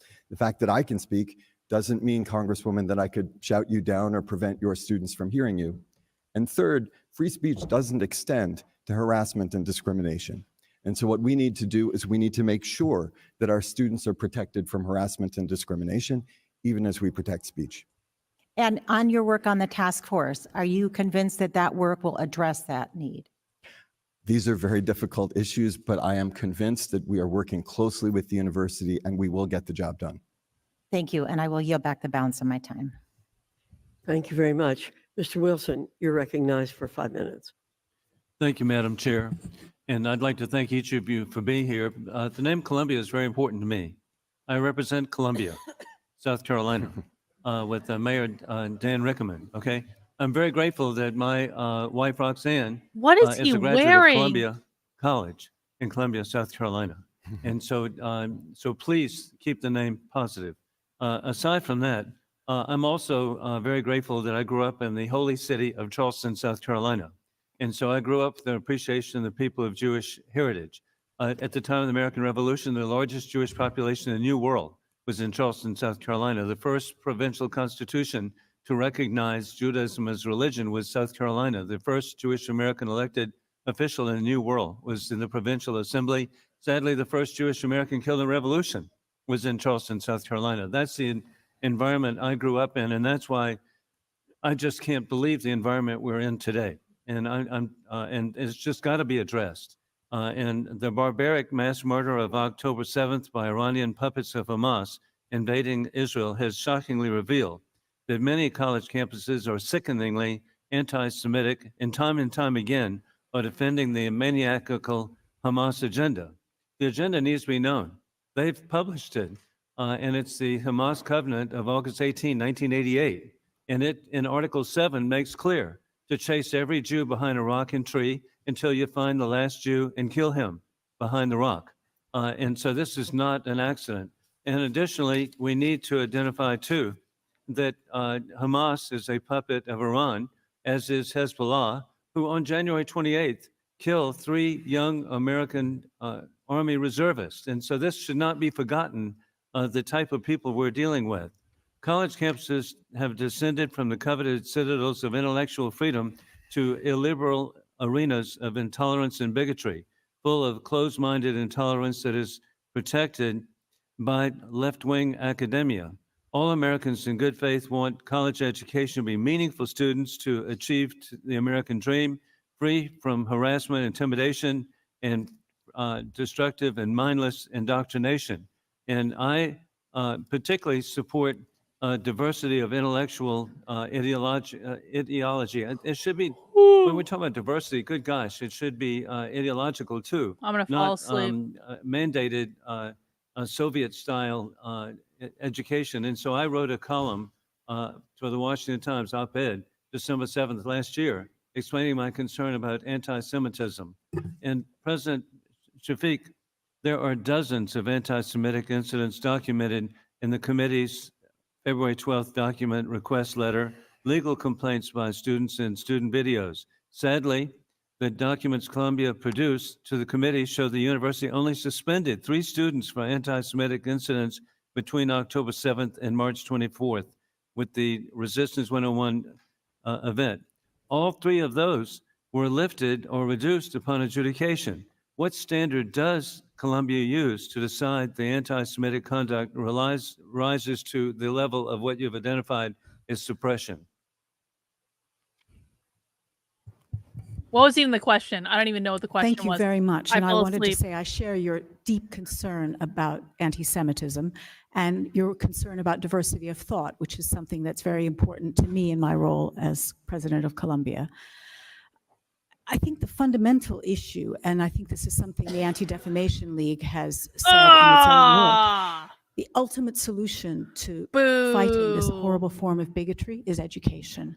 And that is a huge focus for us at Columbia. We're changing the way we just do need to orientation re-educate for our everyone incoming in the students, spirit to of make sure the that they're Anti-Defamation educated about League. anti-Semitism. And we're also looking at expanding our academic offer. We already have about 50 courses at Columbia on Israel, on Jewish studies, on the Middle East, and we need to expand that in order to ultimately deal with this horrible problem. Well, we would support every effort. And then, hey, I want to express concern too, and that is the Columbia School of Social Work has a glossary which identifies capitalism as a system of economic oppression. Oh! I hope that your academics visit Pyongyang. I'm one with former Congressman Hello! Elliot Engel. I've been to Pyongyang. I've seen the benefits of socialism and communism. They have reduced what was the wealthiest part of Korea into the poorest. Wait, let's go back. Let's go back. This is like the smartest thing this guy has said all day. Let's just enjoy that moment of capitalism again. Problem. Well, we would support every effort. And then, hey, I want to express concern too, and that is the Columbia School of Social Work has a glossary which identifies capitalism as a system of economic oppression. I hope that your academics visit Pyongyang. I'm one with former Congressman Elliot Engel. I've been to Pyongyang. I've seen the benefits of socialism and communism. They have reduced what was the wealthiest part of Korea into the poorest with a per capita income of $867. South Korea, capitalist South Korea, $44,000. The thought of saying that capitalism is oppressive is so insulting and stupid and historically incorrect. And communism, socialism, fascism do not work. Capitalism does. That's why America's most successful country on earth. I yield back. Yeah! Mr. Wilson! Mr. Wilson gets it! Round of applause for this guy. We underestimated him because he sounds like Mr. Garrison. But he came through. Mr. Wilson is smarter than James Lindsay. Mr. Wilson is smarter than James Lindsay's audience. Congratulations, Mr. Wilson. We salute you. We need this man on a t-shirt. He is a hero. He is a hero and a scholar and a gentleman. Thank you, Mr. Wilson. Mr. Takano, you're recognized for 5 minutes. Thank you, Madam Chair. And I strongly condemn anti-Semitic behavior, anti-Semitic speech, anti-Semitic actions on any college campus. And likewise, I condemn anti-Palestinian or anti-Islamic, I need to edit that into the video. or Islamophobic behavior as well. Professor Shizer, I'm struck by some survey research done by Richard Pape with the University of Chicago's project on security and threats of higher education on the extent of campus fears and changes in anti-Semitism after October 7th. While his findings reveal that 56% of Jewish students felt in personal danger, 52% of Muslim college students feel also in personal danger. Most surprisingly, 16% of other college students felt in personal danger as a result of the current climate on campuses. He further concludes that, quote, different perceptions of intent are likely contributing to those fears. 66% of Jewish students understand the pro-Palestinian protest chant, quote, from the river to the sea, Palestine will be free, unquote, to mean the expulsion and genocide of Israeli Jews, I while only don't believe that. 14% of Muslims understand the chant that way. Dr. Oh, Pape so they believes don't the agree. underlying fears that are not being addressed. So some people don't agree with that interpretation of the chant. Got it. Are fueling both anti-Semitic and anti-Islamic sentiment on campus. Quote, about 10% of college students would permit student groups to call for genocide against Jews, and about 13% of college students say that when Jews are attacked, it is because they deserve it. When these same questions are asked about Muslims, we find the same percentages, 10% and 13% respectively. In particular, the findings are an opportunity to recenter the national discussion around students and away from politics. The findings show strong support for calming actions such as major public statements by university and national leaders that would condemn violence of any kind against any group of people. What is your reaction to Professor Pape's research and what you've been doing with your group? I think your question and his research highlight the importance of this hearing, and I'm grateful to all of you for holding it. It is unacceptable for any students at any university to feel fear or to feel uncomfortable because of who they are. We can't have that in the United States of America. And so if you ask me, are we doing enough? I say we haven't yet done enough, and we are on our way, but we have a way to go. I will just emphasize two other things. First of all, we need consistency, right? What we do for Jewish students, what we do for Muslim students, we need to do for all students. Consistency is at its core what our country is about. And I think sometimes we fall in short there. But we need to focus on that, and we need to protect everyone while also allowing robust debate, because that is the essence of a university. So, Professor Shizer, in your task force work to combat anti-Semitism, I believe you're also focused on, with your statement about consistency, making sure that all students are safe. Your Muslim students, your Palestinian students are safe. Is that true? Is that accurate? Absolutely.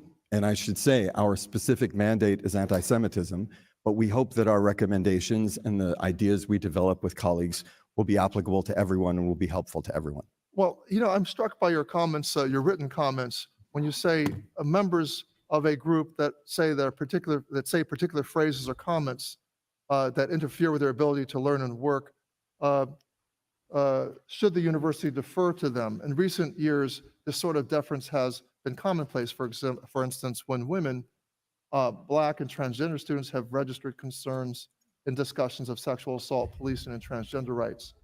But the response has been different when Jewish students and Israeli students lodged some similar complaints after October 7th. With the time remaining, can you kind of help unpack that a bit more for the committee? Sure. I'm a conservative. I'm close to many conservative students. Really? There have been times when they've gotten the signal that they should really go slow on a particular event or not articulate a particular position because it makes others feel uncomfortable. And it is striking how that kind of language has not been applied to Jewish students. When Jewish students have said, we feel uncomfortable, the emphasis has been, no, free speech. No, I want to be clear. I think free speech is essential, but I also think consistency is essential. We need to have the same approach. So what this guy is saying is conservatives were cucks who acquiesced when instead they should have been defending free speech and individual liberties because that's what they claim to believe in. But they didn't do that. Conservatives were told, be quiet, keep everyone comfortable. And the conservatives were like, okay. And they pussied out. And then we see that when the left is told, be nice to everyone, be quiet. They're like, no, we're going to say what we want to say. It's not like, I'm sorry, I don't agree with the left. I don't like the left. It makes me deeply, deeply uncomfortable that conservatives are such shills to Israel, because I can't agree with them on this one either. And it kind of puts me on the same side as the left, but that doesn't mean I'm a leftist or a socialist or anything. But it's not the left's fault that conservatives are pussies. For everyone. Thank you. My time is up. I wish I could talk to you more, but I yield back, Madam Chair. Thank you, Mr. Chicano. Mr. Wahlberg, you're recognized for 5 minutes. Thank you, Madam Chair, and thanks to the panel for being here. The day after the October 7th attack, Professor Joseph Mossad, and I only single him out amongst numerous others that I could single out, because he particularly is a tenured professor and chairs the School of Arts and Sciences Academic Review Committee. He wrote in an article praising, and I quote him, "the innovative Palestinian resistance," end quote, for attacking Israel and glorifying Hamas's slaughter of nearly 1,200 Jews as, and I quote again, "awesome, astonishing, astounding, and incredible." What perverse statements. A tenured professor who's been saying these type of things for 20 years at Columbia. I love how indignant they all are. Professor As though President they weren't all Shafiq, you recently funding said, this. and I quote, "It is absolutely unacceptable gonna for be any member of the indignant. Columbia community to promote the use of terror and violence," end quote.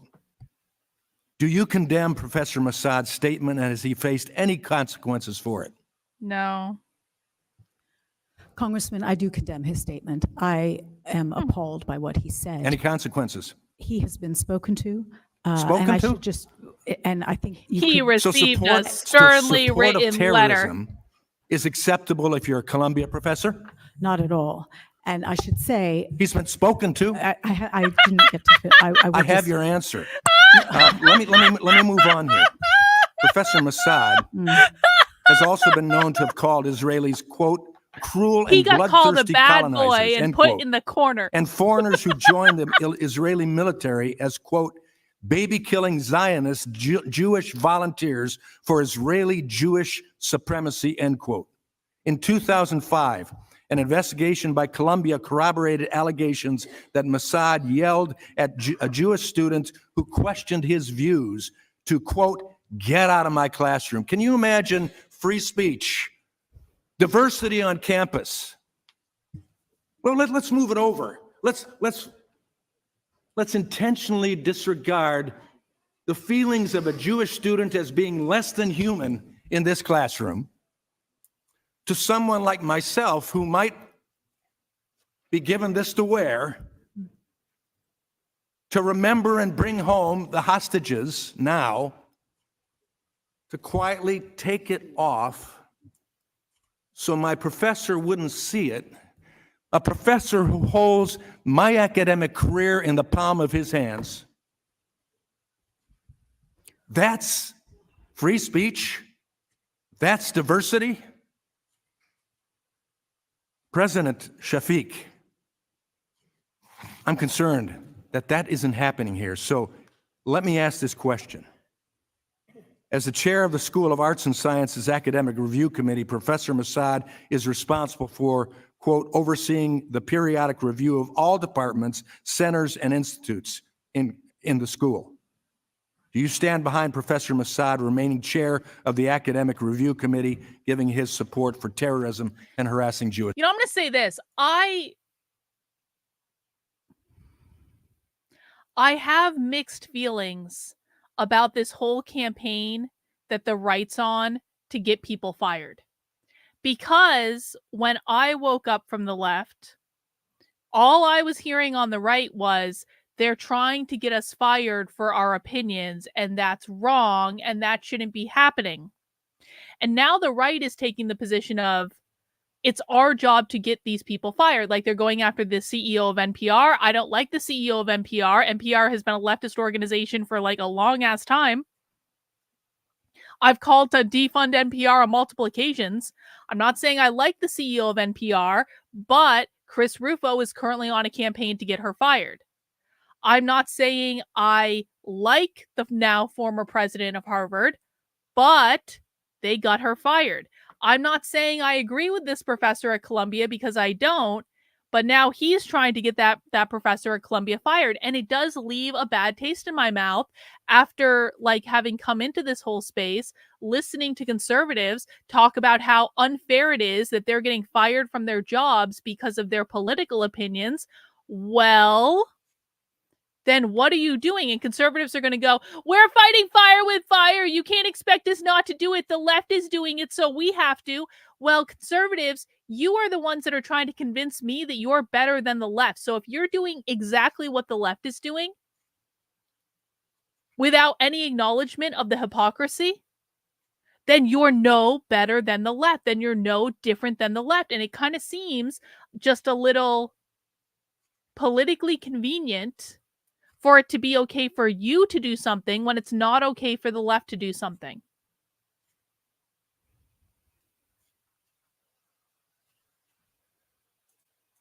With students. Congressman Walberg, I just want to confirm that when faculty behave in any discriminatory fashion at Columbia, You talk to them.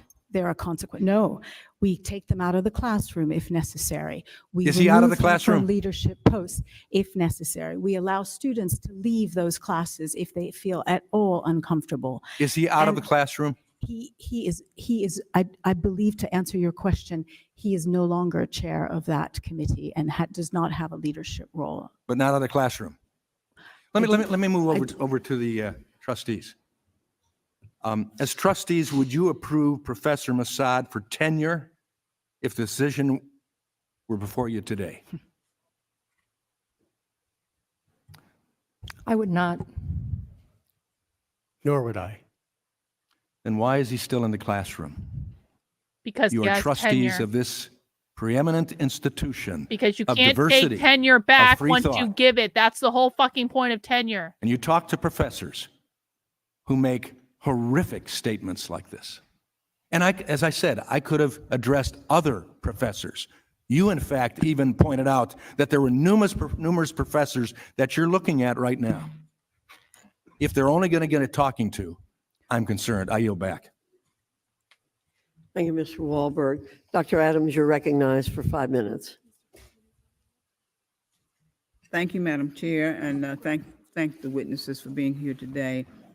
Many of us here never would have imagined that we would be concerned about the safety Oh, I of love Jewish this woman in her Americans hats. in New York, I of love all her. places. I don't even care that she's Jewish a Democrat. Americans have faced some of the highest Look at levels that hat. of anti-Semitic incidents. Everything's color since the coordinated. FBI Hat began matches monitoring. everything. Anti-Semitic incidents at U.S. college campuses have increased in both number and intensity since October 7th. And as a former professor myself of 40 years, I'll tell you on a campus that is unacceptable. Can't be mad at a black lady wearing a nice hat. Come on, that's color coordinated with her 73% of outfit. Jewish Can't be college mad at students it. have experienced or witnessed some form of anti-Semitism since the beginning of the school year, and only 1/3 of Jewish students felt safe on campuses. I think every student should feel safe on any campus that they're studying on. But Mr. Scheiser, let me ask you, you are co-chair of the task force on anti-Semitism on your campus. How has the task force recognized the unique challenges that Columbia faces in dealing with protests and demonstrations, harassment allegations, and overall threats to segments of the student population while being an urban and open campus in one of the largest cities in the world? It's a critical responsibility, Congresswoman, for exactly the reasons that you described. This is not an acceptable situation. I do want to say there are wonderful things happening at Columbia too, and part of what moves me is how many people have pitched in to make sure that we deal with this problem. But the problem is there and it is not yet fixed. And I will say that our first step was to look at rules for protests, and I am very grateful that our responses have been taken so seriously. And as I said, the university is implementing all of our recommendations, but we're only just getting started. We have another report coming out next month. We've got to look at student orientations. We've got to look at the way we train people who deal with students. We've got to look at policies for student groups to make sure that people don't get excluded. And then we have more reports that we have in mind for next year, including careful research to get detailed insights into the people who've been victims of this discrimination, because we need to understand it and we need to stop What it. is the discrimination Thank you, sir. So specifically? you're expecting recommendations from this? Okay. I want to know what they So, mean when they say Columbia discrimination. is over 270 years old. That's Yeah. almost 3 decades or 3 Well, centuries. actually. And it wasn't until 1873 that Columbia became an integrated institution by allowing its first Black student by the name of James R. Priest to enroll, who was also the son of a former slave. Over history, your missions and role have evolved as an institution of higher education.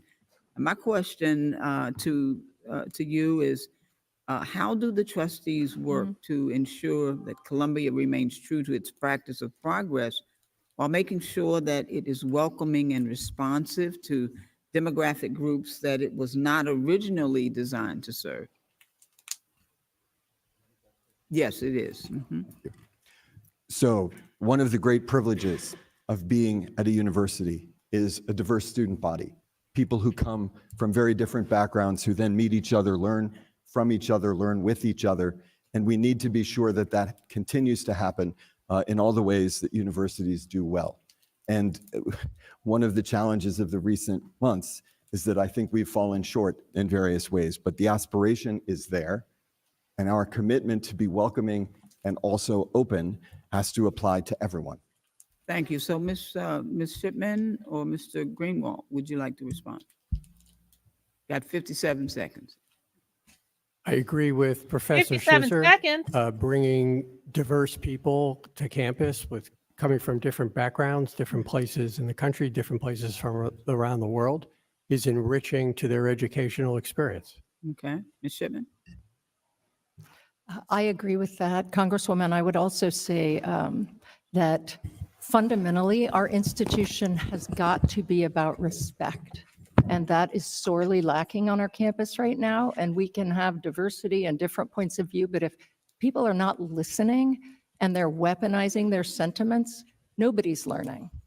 Yes, ma'am. Well, certainly the goal should be to ensure that every member of a campus community can reach their full potential without additional burdens of stereotypes and biases and systemic barriers. And I hope that Columbia can take, and our universities can take some steps to support students on the ground. With that, Madam Chair, I'm going to yield back. I only have about 6 seconds. Thank you, Dr. Adams. Ms. Stefanik, you're recognized for 5 minutes. Thank you, Chairwoman. I want to follow up on my colleague Rep. Wahlberg's question regarding Professor Joseph Massad. So let me be clear, President, that he was spoken to. Who spoke with him? He was spoken to by his head of She's so department and annoying. his I team. can't And stand what was he Stefanik. told? I was not in those conversations. I think But he you're was not told aware what that he was that told? language What was was he told? unacceptable. What was he told? That language was unacceptable. And were there any other enforcement actions taken? Any other disciplinary actions taken? In his case, he has not repeated anything like that ever since. Does he I need would to say- repeat stating that the massacre of Israeli civilians was awesome? Does he need to repeat his participation in an unauthorized pro-Hamas demonstration on April 4th?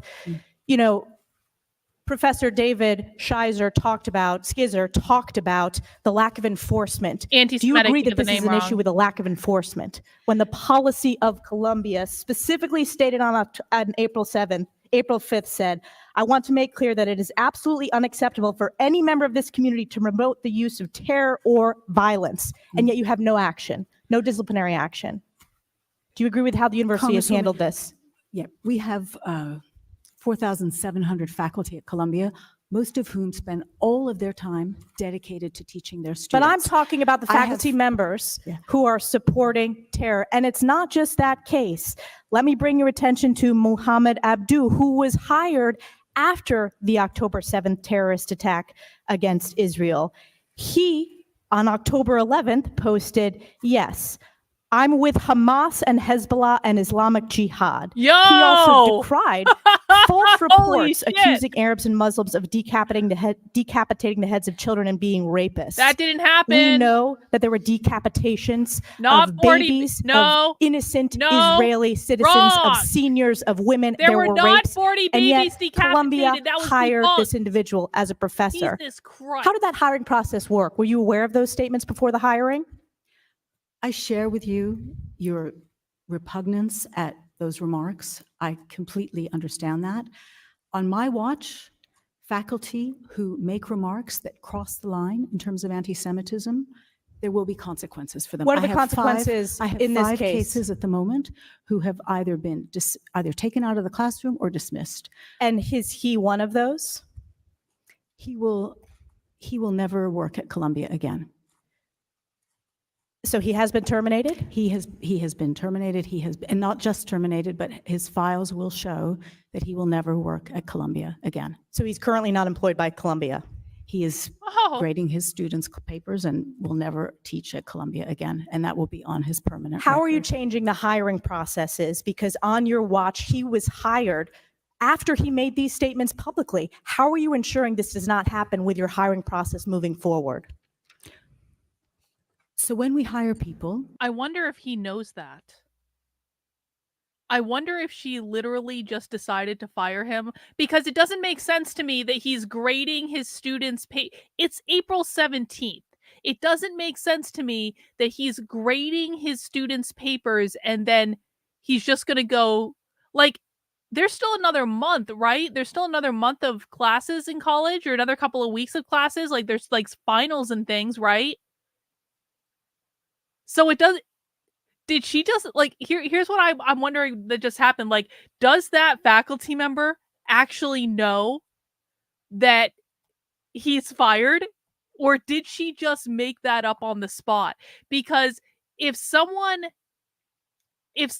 fired me and made it clear to me that I would never work at that university again, do you know what I'm not doing? I'm not sticking around for another couple of weeks. Unless they paid him out. They might have paid him out. Like, they might have said, here is a large check and you need to finish out the term and then we're going to part ways. That certainly could have happened. But then it's the question of, like, why did you pay this guy to fire him? I bet he just found out that he was fired.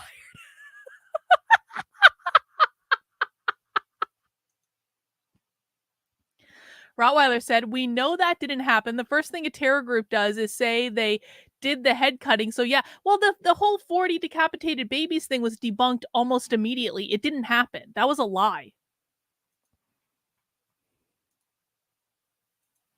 Obviously, they have to meet the academic qualifications, but we do an employment check and a criminal record check. We also ask everyone to do an attestation that they have never been accused of discrimination or part of an investigation around harassment or discrimination.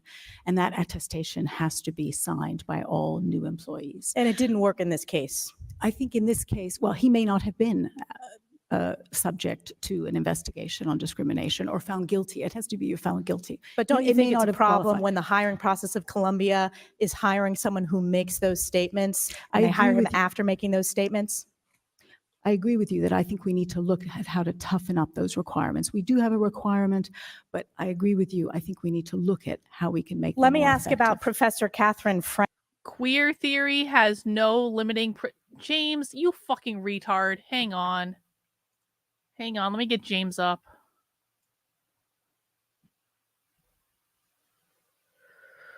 Oh, let's see what James posted.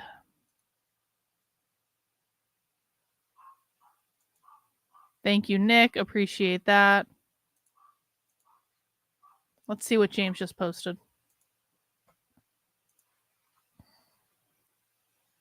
Queer theory has no limiting principles. It opposes limiting principles on principle. And he's posting this in context of the post-millennial, of course, the expert reporting of the post-millennial. Georgia's fourth graders shown video about a dog who thinks he's a cat to promote LGBTQ lifestyle. Well, no, James, you fucking retard. Guys, what is this about? What is this about? If we're this is a pop quiz for my chat to see if you guys are smarter than James Lindsay. James is referencing queer theory. James is saying queer theory has no limiting principles. It opposes limiting principles on principles. And he's linking to a story about a cat thinking he's a dog. What is this about? What does it... This is about abolishing the gender binary, you moron! This is about gender being a performance. This is about teaching children that gender is a performance, that gender is fluid, that gender is constantly changing in order to abolish the gender binary. This is to teach kids that queer is a performance. Gender is a performance. Gender is performative. That's what Judith Butler is, James. This is about abolishing the gender binary by teaching that gender is a performance. Queer theory is Marxism with postmodernism, which hijacked the civil rights movement in order to destroy the gender binary and thus capitalism, because the Marxists, the queer Marxists specifically, believe that capitalism defined as private property ownership created the gender binary, which is men and women. It put men in the workplace where they earned all the money and had all the power, put women in the home where they did the unpaid labor of raising the next generation of oppressed proletarian workers. That is the nuclear family. And they also want to abolish the nuclear family because they believe the nuclear family reproduces capitalism via social reproduction theory. This is just like Drag Queen Story Hour. This teaches that gender is a performance. Everyone in my chat gets gold stars. James gets no gold stars because James has one job to do and he couldn't do it. And is not only couldn't do his one job, James Lindsay is literally like announcing himself as the world-renowned expert on queer Marxism by writing a book about queer theory, and he doesn't understand what queer theory is actually trying to do.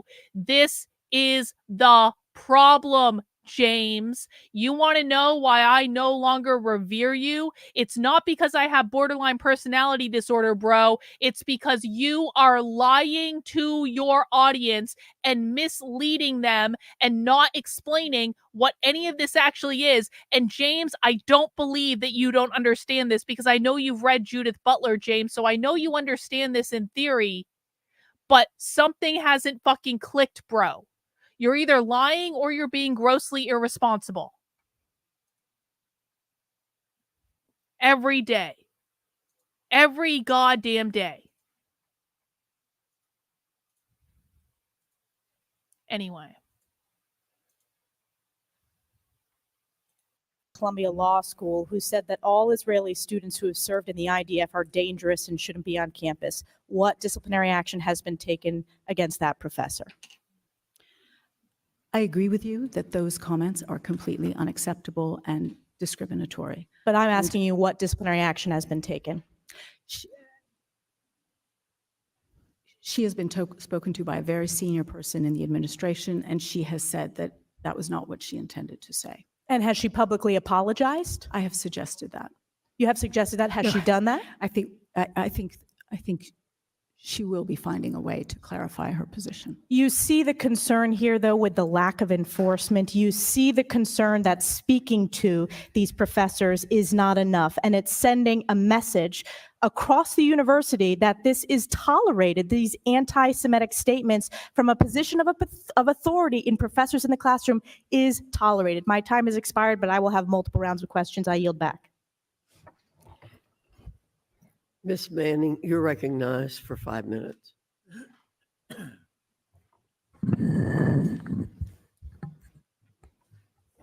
Thank you, Madam Chair. Professor Shafiq, I understand that all Columbia students go through an orientation that includes anti-discrimination training. Does that training include comprehensive education about anti-Semitism, including the central role Israel plays in Judaism? What? Thank you for that question. This congressperson wants college students to be indoctrinated in orientation to become Zionist. That's what she just said. She wants anti-discrimination training, including, excuse me, the central role that Israel plays to Judaism. Wow. Let's listen again. Training include comprehensive education about anti-Semitism, including the central role Israel plays in Judaism. Thank you for that question. In the past, that was not the case. And that is In the something we are past? actively working I on. want an Is that Egyptian taking accent. place right now? We have trained our student affairs staff across Columbia, but I think time is of the essence, and I hope you will commit to getting that training in place immediately. Yes, it is being put in place now for our incoming class. Okay.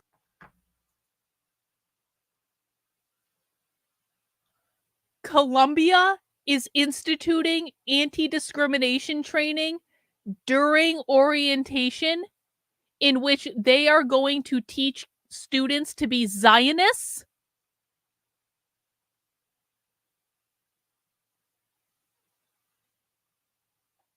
What? Hang on. I want to listen to that whole exchange one more time. Sorry. I understand that all Columbia students go through an orientation that includes anti-discrimination training. Does that training include comprehensive education about anti-Semitism, including the central role Israel plays in Judaism? Thank you for that question. In the past, that was not the case. And that is something we are actively working on. But is that taking place right now? We have trained our student affairs staff across Columbia, but I think time is of the essence, and I hope you will commit to getting that training in place immediately. Yes, it is being put in place now for our incoming class. Okay. The report issued by your task force on anti-Semitism says that discrimination and harassment are not protected speech. We have seen chants at Columbia calling to globalize the Intifada, and much worse.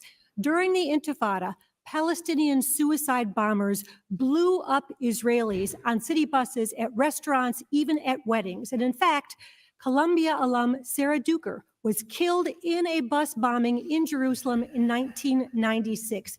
Given this history, are calls to globalize the Intifada acceptable at Columbia? So just a yes or no answer, please. I personally find it unacceptable. Our current rules have not specified that as not acceptable, but we have sent a very clear message to our community that that kind of language is unacceptable. I certainly and we hope are you will actively rectify that in your statements. The task force report also states that anti-Semitism includes efforts to rationalize or endorse the murder of Jews or the destruction of the state of Israel. Again, And I'd like with to submit Israel. for the record, an article written by Professor Joseph Mossad that rationalizes the murder of Jews and the destruction of the state of Israel. Why is that professor still teaching at Columbia? Is it about the murder of Jews or the destruction of Israel? Because, like, listen, man, I do not co-sign advocating for the murder of anyone. I'm anti-war and anti-genocide, so I certainly don't co-sign advocating for the murder of Jews. That's wrong. That's bad. Don't fucking do that shit. But why does... I do believe the libertarian position on this is that no state actually has a right to exist, so that doesn't actually... Israel is not some special fucking exception to that. Like,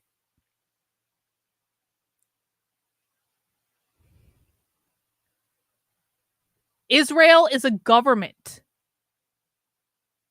Israel is not a special and unique snowflake among other governments. As I said, we have mechanisms in place where faculty cross the line. We have many cases, and when we have any complaints from students saying they feel uncomfortable, there are disciplinary processes. Is he still in place. teaching? He is still on the faculty. Is he still teaching? I'm not. I'm not. I don't want to misspeak. Yeah. I'm not So sure. if you're he's not a teaching at the Zionist, moment. you can't go to task force Columbia? report also states that the Is that what mission we're of saying? a great university requires uncompromising rigor in uncovering facts and analyzing ideas. Now, the article that I just asked to be submitted to the record demonstrates that this professor has an extreme one-sided view of the long-standing conflict in the Middle East, which views Israel as illegitimate and any attempt to destroy Israelis as legitimate. Is teaching this one-sided view of the conflict in the Middle East in line with your mission to educate your students with uncompromising rigor in uncovering facts and analyzing? Well, you want to indoctrinate people to be pro-Zionist during orientation, so how is your way any different, lady in pink? Is she a Republican? Ideas. Or a Democrat? Our objective is to give students a broad exposure to many ideas. We have about 50 courses at the moment which cover Israeli and Jewish studies, the Middle East, and it's important But that no they be one exposed student to can all take of those all views. 50 courses. Is there an effort to make sure that both sides, of course, I don't agree that Thank you, the Bot. murder of Jews and the destruction of Israel is a side that should be taught, but are there, for example, any professors in your Middle East Studies department who believe that Israel has the right to exist as a Jewish state? In fact, the head of that department is an Israeli. And that doesn't answer my question. No. And we have many faculty at Columbia who clearly would take that view. I should also say that most of these courses are electives and students can choose which professors they want to study with. But I would, obviously we want them to have a broader range of views. So I am worried about how we get at the underlying issue that there is such anti-Semitism on your college campus. Now, step one is to make sure Because that they're there is all rigorous Marxists. anti-Semitism training in your anti-discrimination course that all your students are supposed to take. Step two is having that same training for your faculty members. Yes. And step three is making sure that your Middle East Studies department does not foment anti-Semitism by teaching that Israel is illegitimate as a state, and that Jews should be murdered to get rid of Israel. Is that a problem? Congresswoman, I agree with you. We are in active discussions with Ted Deutsch of the American Jewish Congress on the kinds of educational programs that they have developed, and we are looking at how we can integrate them. We've done some of that already with our student affairs staff, and we are working with the anti-Semitism I task believe force you to have see a how to core do it for next curriculum year. at Columbia. I suggest you insert that. And I'd like to What? close by asking that a statement by my colleague, Representative. She wants pro-Zionist indoctrination as part of the core curriculum that every student has to take at Columbia. Yo. Richie Torres also be entered into the record. With that, my time has expired and I yield back. Without objection, the material the gentlewoman asked to be put in the record will be placed in the record. Mr. Grossman, you're recognized for 5 minutes. I'll yield to question. I'll yield to Representative Stefanik for a question. Oh, Just to follow up, you should Stefanik know this, back. President Shafiq, but Mossad is still in fact listed on the Great. Columbia website as chair of the Academic Review Committee. Are you aware of that? I would need to check that. I don't want to It's the mistake. website's I right don't want to here. mistake. Sometimes because I- So he websites hasn't don't been get removed as updated. chair. I would like to. Do you have Sometimes a commitment websites he'll be don't get removed as updated. chair today? I have my commitment that I will come back to you and give you the facts. So he first. hasn't been removed. So you said in front of Congress under oath No, I that said I am not sure. he I was need to check. removed. Well, I'll tell you I what, need to he's still listed on chair. Let me ask the Board of Trustees, is that acceptable that he's chair of this committee? Should he be removed today? Ms. Shipman. Congresswoman, you've put your finger on one of the hardest issues we as board chairs face right now. I think you can see our systems from the videos you played, everything you're talking about, our systems of rules and enforcement Are broken. They're broken. We have worked tirelessly My to question attempt to you, Ms. Shipman, and I'm the one asking the questions here as a United States member of Congress, is do you believe that he should be removed as chair? Because currently he's listed as chair on Columbia University's website. I don't believe any professor at Columbia should say anything like what our professors have to be held to a higher standard than our students. And I can tell you that But you our can't board, you can't say at this hearing that he should be removed as chair, even though he violates university personally, I would rules. not want him as chair. And we are looking at the issue of faculty and what Mr. we Greenwald, expect do you from our think he should be faculty removed as in chair? June. His comments are abhorrent, and I believe that one of the steps that we could take in terms of discipline is to remove him from that leadership position. Thank you for that direct answer. And just to let you know, Mr. Abdu is not grading papers right now. He's on campus at the unsanctioned anti-Israel, anti-Semitic event that is being supported by pro-Hamas activists. I told you that guy didn't know he was fired. So that professor that they were complaining about, that the president was like, he's grading his papers and then he'll never work at Columbia again. I promise you guys, that guy has no idea he's been fired. Like, the president just decided in this committee hearing.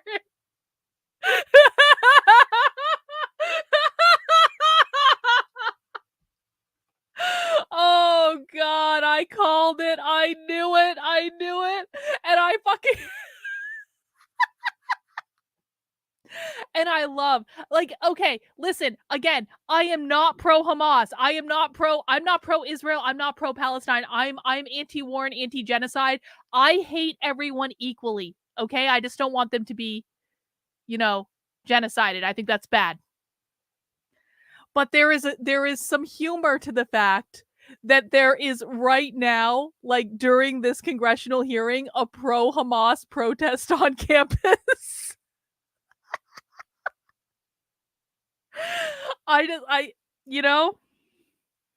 I'm not saying I agree with them. I'm just saying it's funny, okay?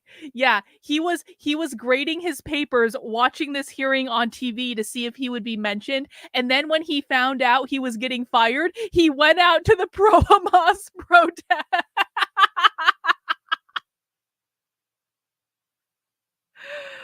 Oh, God. On campus. So that's what Professor Abdu is doing at this very moment. I'll give you back your time. Okay. A Jewish member of the School of Social Work's faculty told the New York Times, quote, "When Jews speak up in our school, they are met with, you have white privilege, so shut up, you're a colonizer, you're an oppressor, All you things are that mean reprehensible for the capitalism. deaths of innocent Palestinians." You want to comment on that? And then I'll give you comment on that. And how can you get this sort of rhetoric out of your faculty? I find those remarks reprehensible, and I How would does not this agree happen? with them. That's not the question. They're obviously indefensible. What is going on here? You guys talk about diversity. How in the world does this happen? Congressman, there are 4,700 faculty at Columbia, and most of them Please are speak doing up. I said there are 4,700 faculty at Columbia, and vast majority are dedicated. Okay, I'll give you what I think the gist of the problem is. You guys talk about diversity. Could you give me a ballpark, School of Social Work, your faculty across the board of your law school? How many you think are more on the Republican-leaning side, and how many are the Democrat-leaning side? Yep. I know we're all shocked I about am this personally revelation. Incredibly committed to Pardon? viewpoint diversity. No I one am even cares personally about Gnostic incredibly sex committed cults. to viewpoint diversity, and it is True. one of the things that I want to bring to Columbia. I do not know the answer to that because we don't ask people. I honestly can't answer that because How many, do you just in your own mind, could you rattle off like 10 Republican-ish faculty out of your 4,000 off the top of your head? yeah, I could actually, but I did an event just last week with Joe Stiglitz, who's an economist, who's a Democrat, and Glenn Hubbard, who is a Republican.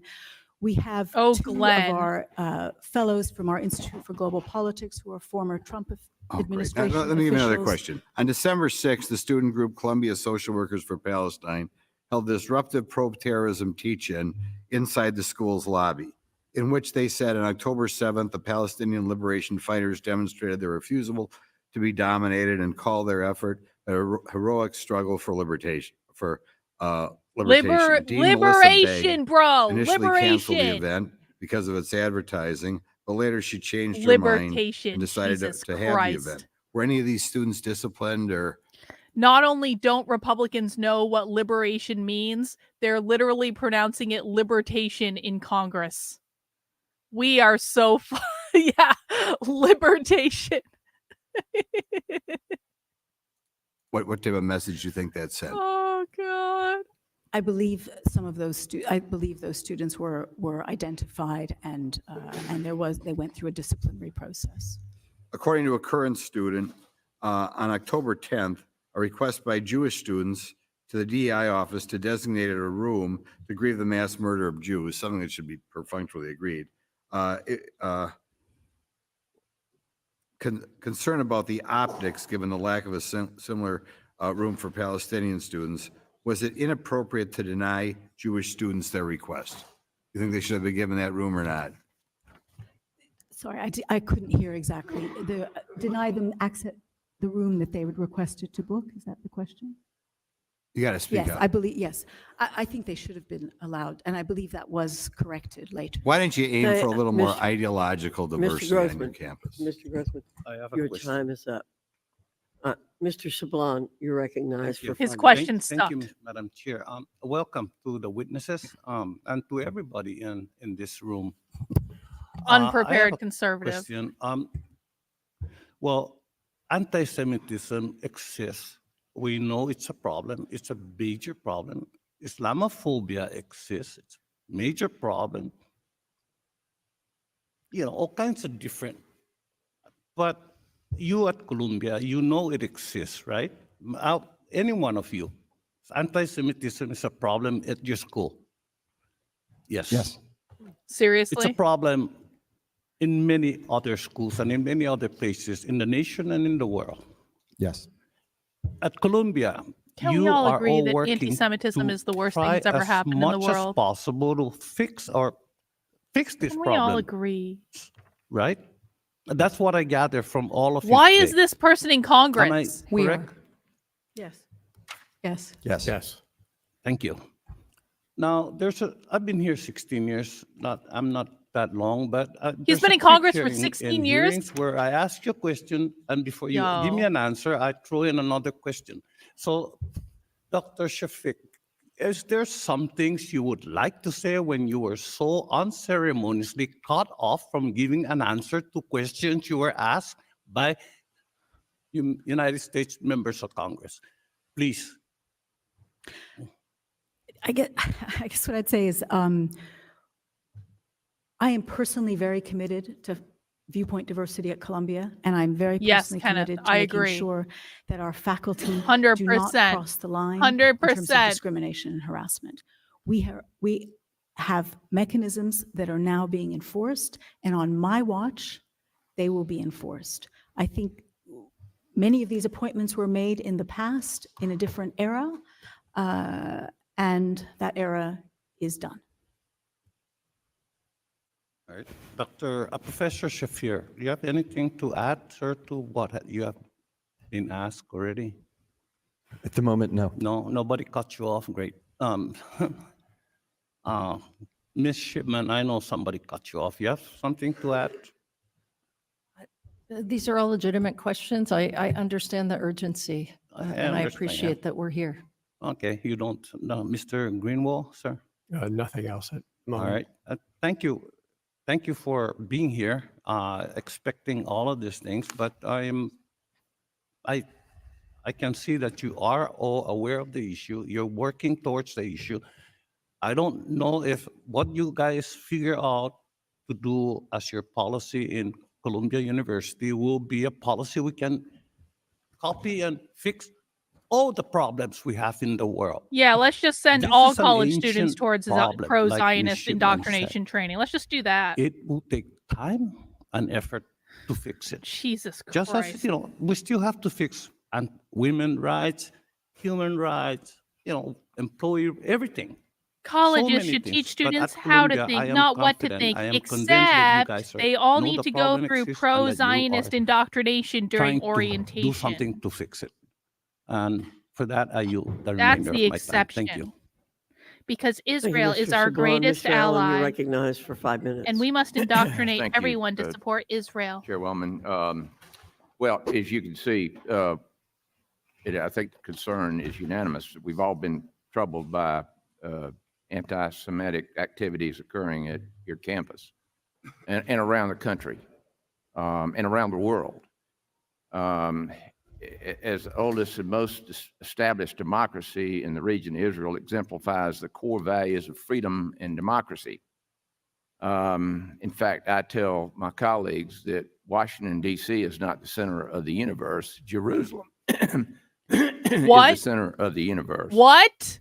In fact, Jerusalem is the center of the universe. I read and research that you Bro. have a undergraduate and graduate degree School of Religion at Columbia University. Is that correct? We have affiliated institutions, Union Theological Seminary and the Jewish Theological Seminary, as well as a Department of Religion at Columbia. All right. In that degree program, I didn't research exactly what you teach, but are you familiar with Genesis 12:3? Probably not as well as you are, Congressman. Well, it's pretty clear. It was the covenant that God made with Abraham. And that covenant was real clear. If you bless Israel, I will bless you. If you curse Israel, I will curse you. And then in the New Testament, it was confirmed that all nations would be blessed through you. True. So you do not know about that.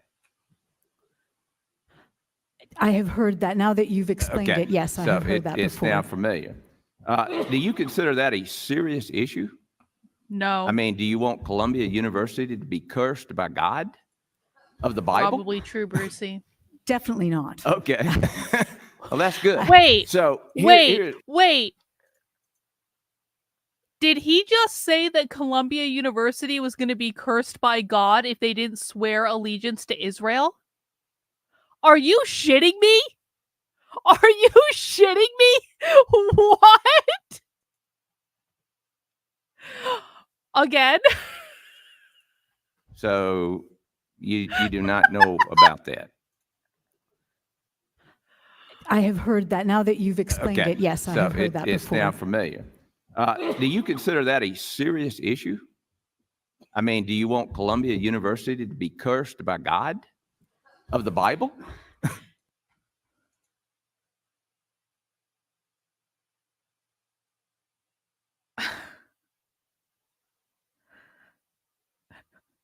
Oh, it gets better, Reagan? Oh, good. I didn't know that we could keep going up from if Columbia University does not swear allegiance to Israel, they're going to be cursed by God. Okay, I just want to watch this one more time, and then we're going to let it play because Reagan says it gets better. Do you consider that a serious issue? I mean, do you want Columbia University to be cursed by God of the Bible? Definitely not. Okay. Well, that's good. So here's the deal. We got freedom of speech in this country and freedom of religion. Yet we also have Moses looking down on the entire body of Congress who gave us the law, which most of our laws were made and are supposed to be enforced, came from the original law. And what we have today is a lawless land. Oh, no. We have lawless universities that are overrun by people who are threatening to kill other students, who are attacking other students and creating fear in this country. And we have a constitution that requires us to treat other folks as we would like to be treated, which is also in the New Testament. I mean, maybe you should have a course, and you don't have to believe it, but the Bible is an incredible book.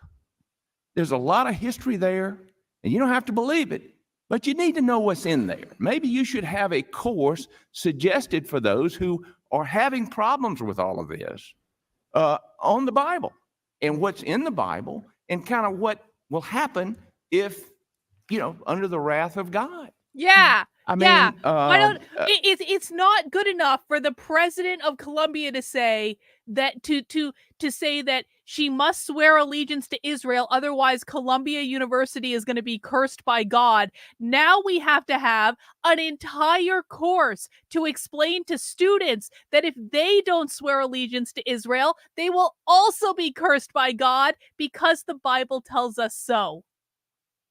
Oh my God! Where's Nick Fuentes? We need Nick Fuentes. Someone tell Nick he needs to watch this, please. We have above the American flag in our chamber, "In God We Trust." I mean, what God is that? Yeah. Do you understand why we're here? The 7 plagues of Columbia University. This is a serious issue. Would any of the other board care to, what do you know about this issue, and how do you feel about it? I mean, what are your feelings on what young people are being indoctrinated by these professors to believe this stuff, and they have no idea that they're going to be cursed by God. Oh my God! The God of the Bible.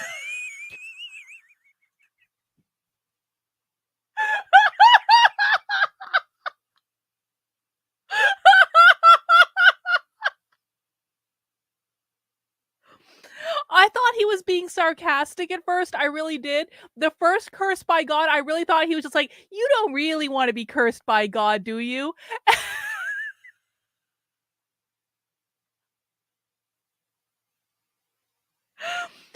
But now he's saying, you're indoctrinating students, and your indoctrination is going to mean the students are going to be cursed by God.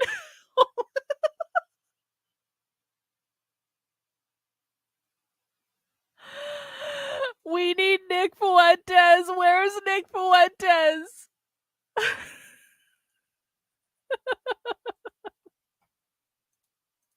And the God over our flag. What are your thoughts? Oh, Congressman, my thoughts are God. that you are right that we have a moral crisis on our campus. You're totally right, Congressman. You're totally right. We have to indoctrinate our students. This is the chair of the Board of Trustees of Columbia. We have to, you're right, Congressman. We must make sure that our students are not cursed by God for not bending the knee to Israel. And I find, as I've said, you're probably tired of hearing it, I find the behavior of some of our students, some of our faculty, unacceptable. And I think we have a variety of tools to deal with it. We have to be able to have rules that make sense. We have to be able to enforce them because people learn from consequences. We have to have order. And then we need deep anti-Semitism training, as we heard the Congresswoman talk. This is essential. We don't want people to be cursed by God. I'm just about out of time, but you need to know education. That also, education is important, knowledge is important, but the beginning of wisdom is the fear of God. I yield back. Oh, God. Thank you, Mr. Allen. Thank you, Mr. Allen. Thank you. Thank you. Congratulations, guys. We're all going to be cursed by God, just so you know. Rottweiler says he's expecting a group of bears coming down from the mountains to maul the students like when the prophet Elijah cursed kids who called him bad in the OT. Yeah. And Columbia is going to do deep anti-Semitism training now because they definitely don't want people to be cursed by God if they don't know that Jerusalem is the center of the universe. This is the United States Congress, guys. This is real. We're all paying for this. Stevens, you're recognized for 5 minutes. Dr. Shafiq, is it safe to say that 99% of your students are over the age of 18? Do you happen to know how many are under the age of 18? Yes, that is safe to say.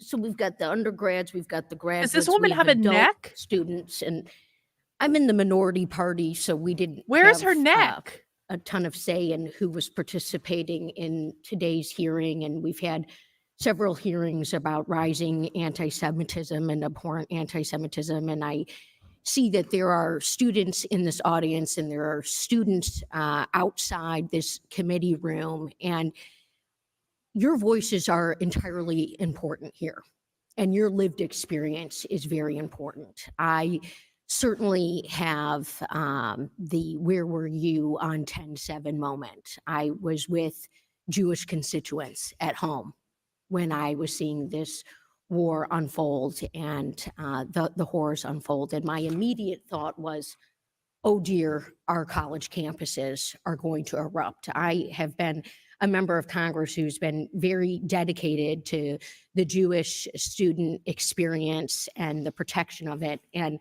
we are, throughout this country, tragically and alarmingly at a boiling point as it pertains to anti-Semitism on college campuses. And to every single person in this room wearing the kippah, who is a Jewish student, who stands alongside Israel and fellow Jewish Americans, you belong and you have a safe space here in the Congress, and you deserve to have a safe space on your campus. I personally had no thought of ever applying to Columbia or any of these other fancy universities that were coming to our committee to talk about what's going on. But I think we'd be having a much better hearing if we had students here. I had the privilege of talking to a Columbia Jewish student. I want to know how they feel about just being cursed by yesterday, God. and what he shared with me was unbelievable. I don't know what's going on with you all in the administration. Frankly, you have a D report card from the ADL. I hear you that you say these things are terrible, and yet they're happening. So the message to the students, and I was an anti-war protester in college myself. I was there when we went into Iraq. I did not want to see us do that, but you cannot call out war while calling out the death and destruction of another group of people. You cannot do that. So, who is this protests person? and events, they get unwieldy. I'm an elected official. I have town halls and all this and that, and we understand what happens. But let's be really clear here about human dignity and where we are going. We have a vote that we are taking in the next day or two, a resolution on condemning Iran's attacks on Israel. What? Again, it's from the majority party. I'd like to, as a Congress, Republicans are doing a vote to condemn Iran. Iran was responding to Israel attacking their embassy. Fucking Republicans. God damn these people. I hate them. I hate them all. They're all going to be cursed by God. having more nuanced conversations and protections. I come from a very diverse, beautiful place in this country, and I listen and I hear from all of my constituents all over. But where and how are we going to stand up if we're against war and we're against death and destruction here as a Congress? We've got to take responsible votes. And so to the students, I think that's how I want to use my time. I want to see Columbia and all these other places that are failing on their ADL report card to improve. We've got to improve, and we've got a responsibility to improve. We're doing it in the Congress. We employ young people here. We have interns here. I yield back. Thank you. Thank you, Ms. Stevens. Mr. Banks, you're recognized for 5 minutes. President Shafiq, I understand you're very proud of the Columbia University School of Social Work, right? Yeah, it's the oldest social work school in the country. Yeah. So can you define for us the word Ashka normativity? I am not familiar with that term. I believe. You're shitting me. Ashka normativity. Does anyone want to take a guess at what Ashka normativity means? I have a guess of what Ashka normativity means. What do you think Ashka normativity means?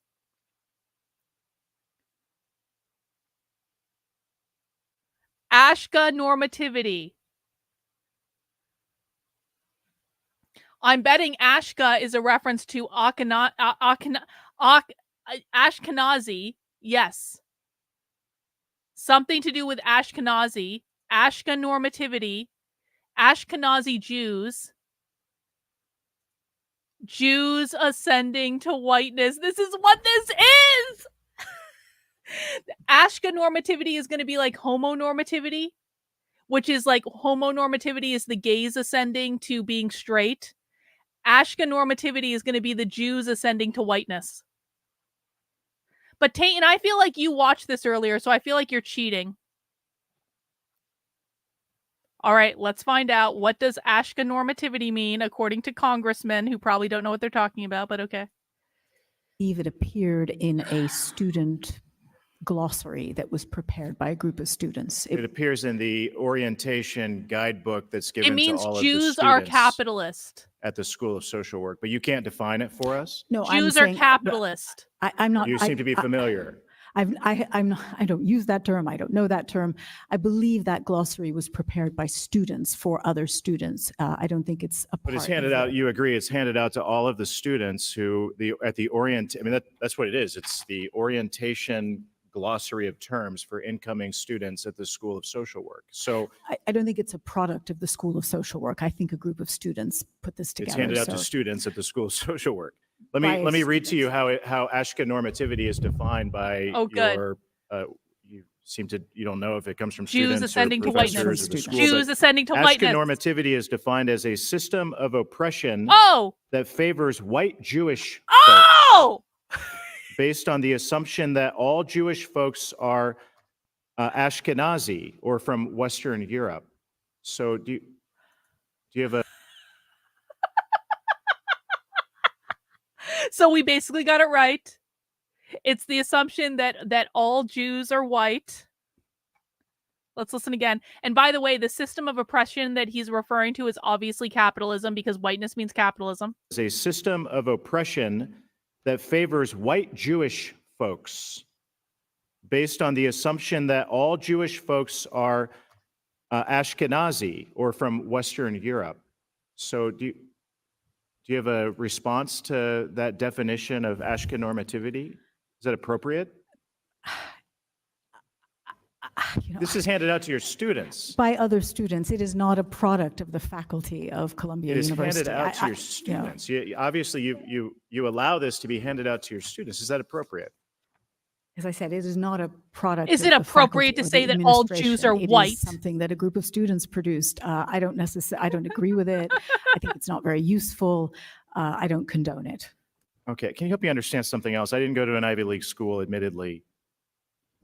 What can you explain why the word folks is spelled F-O-L-X throughout this guidebook and in other places at the School of Social Work? What does that mean? Serious question. They don't know how to spell?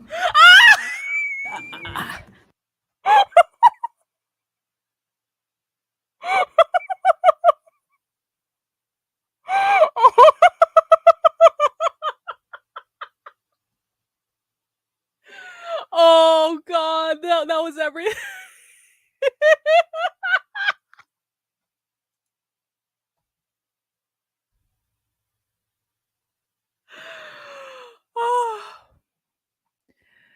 Oh yeah, this is real. This happened in Congress earlier today. This is real. All right, again, because that was beautiful. Word folks is spelled F-O-L-X throughout this guidebook and in other places at the School of Social Work. What does that mean?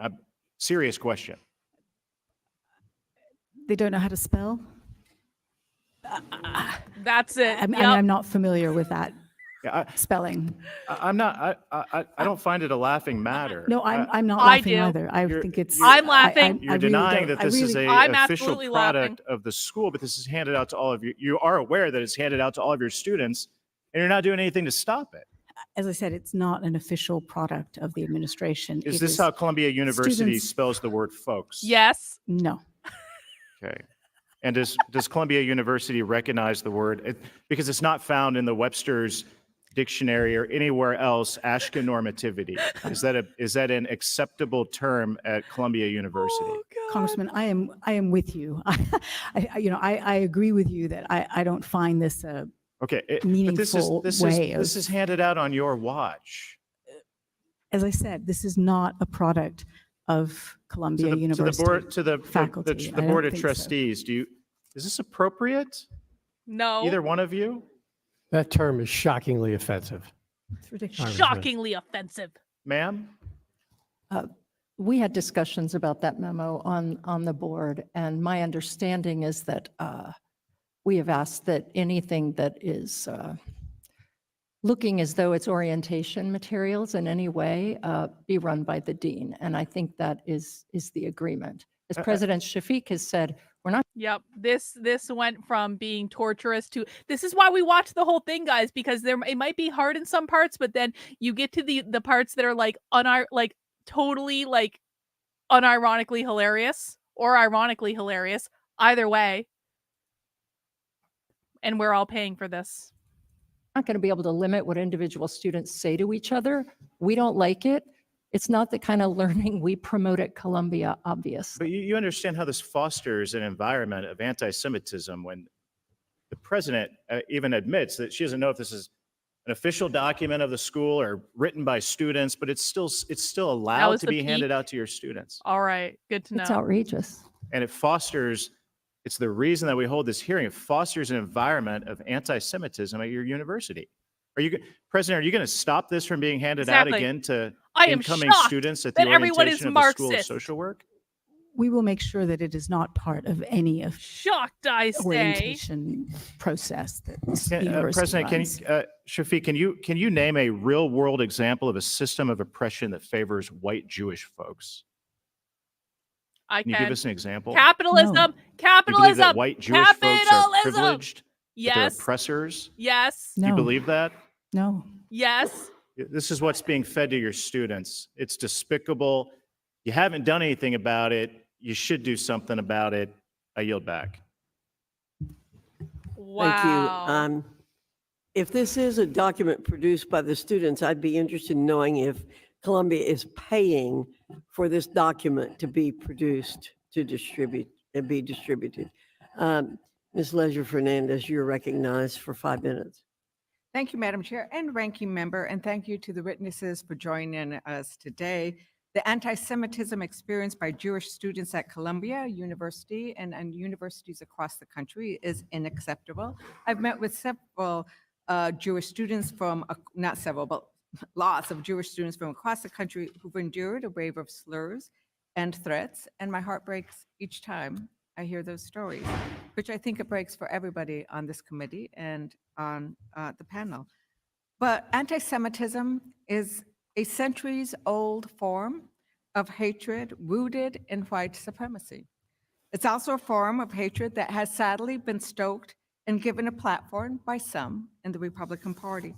Madam Chair, I'd like unanimous consent to enter into the record the article from Politico titled, open quote, Donald Trump dined with white nationalist Holocaust denier Nick Fuentes. Oh, Nick Fuentes! He made it! In case we don't remember President Trump's remarks after the anti-Semitic white nationalist rally in Charlottesville in 2017. Nick Fuentes mentioning Congress. Madam Chair, I'd like unanimous consent to enter into the record the article from The Atlantic titled, open quote, Trump defends white nationalist protesters. Some very fine people on both sides, close quote. Without objection. This committee has held 3 hearings on anti-Semitism on college campuses, but not one of these hearings has considered a bill to actually address the scourge of anti-Semitism. In fact, last fall, House Republicans proposed a 25% budget cut to the office that's actually investigating and can take action against universities if there is anti-Semitism on campuses that is actionable. The committee could be more productive on this issue and hold a hearing on Congresswoman Manning's bipartisan, bicameral bill, H.R. 7921, the Countering Anti-Semitism Act. The bill would designate a senior official at the Department of Education to counter anti-Semitism on college campuses, among other solutions, provide data, get us the information we need so we can actually take action, because we must do more than complain. We need to take action. We need to actually have solutions. Dr. Scheiser, as co-chair of Columbia's Task Force on Anti-Semitism, Would you support the kind of legislation that gives us more data and a mechanism to fight anti-Semitism? Data is critical because we need to know more about the issues that we're addressing. And I've seen Congresswoman Manning's bill, and I think it is very well crafted. Thank you. The most It infamous has person most lots of people have never provisions heard that of. actually would assist with the issues that we've heard about today. Can I just tell you, I'm like waiting for the day when my mother gets wind of the fact that Nick Fuentes is like my sometimes sort of on again, off again internet boyfriend. And I get a phone call from my mother. And like I'm gonna fucking die. I know this is gonna happen at some point because it just has to. Like my mother's pretty checked out from all this stuff, but at some point, someone is gonna tell my mother that Nick Fuentes and I like banter on the internet, and I'm gonna get a phone call. And it's gonna be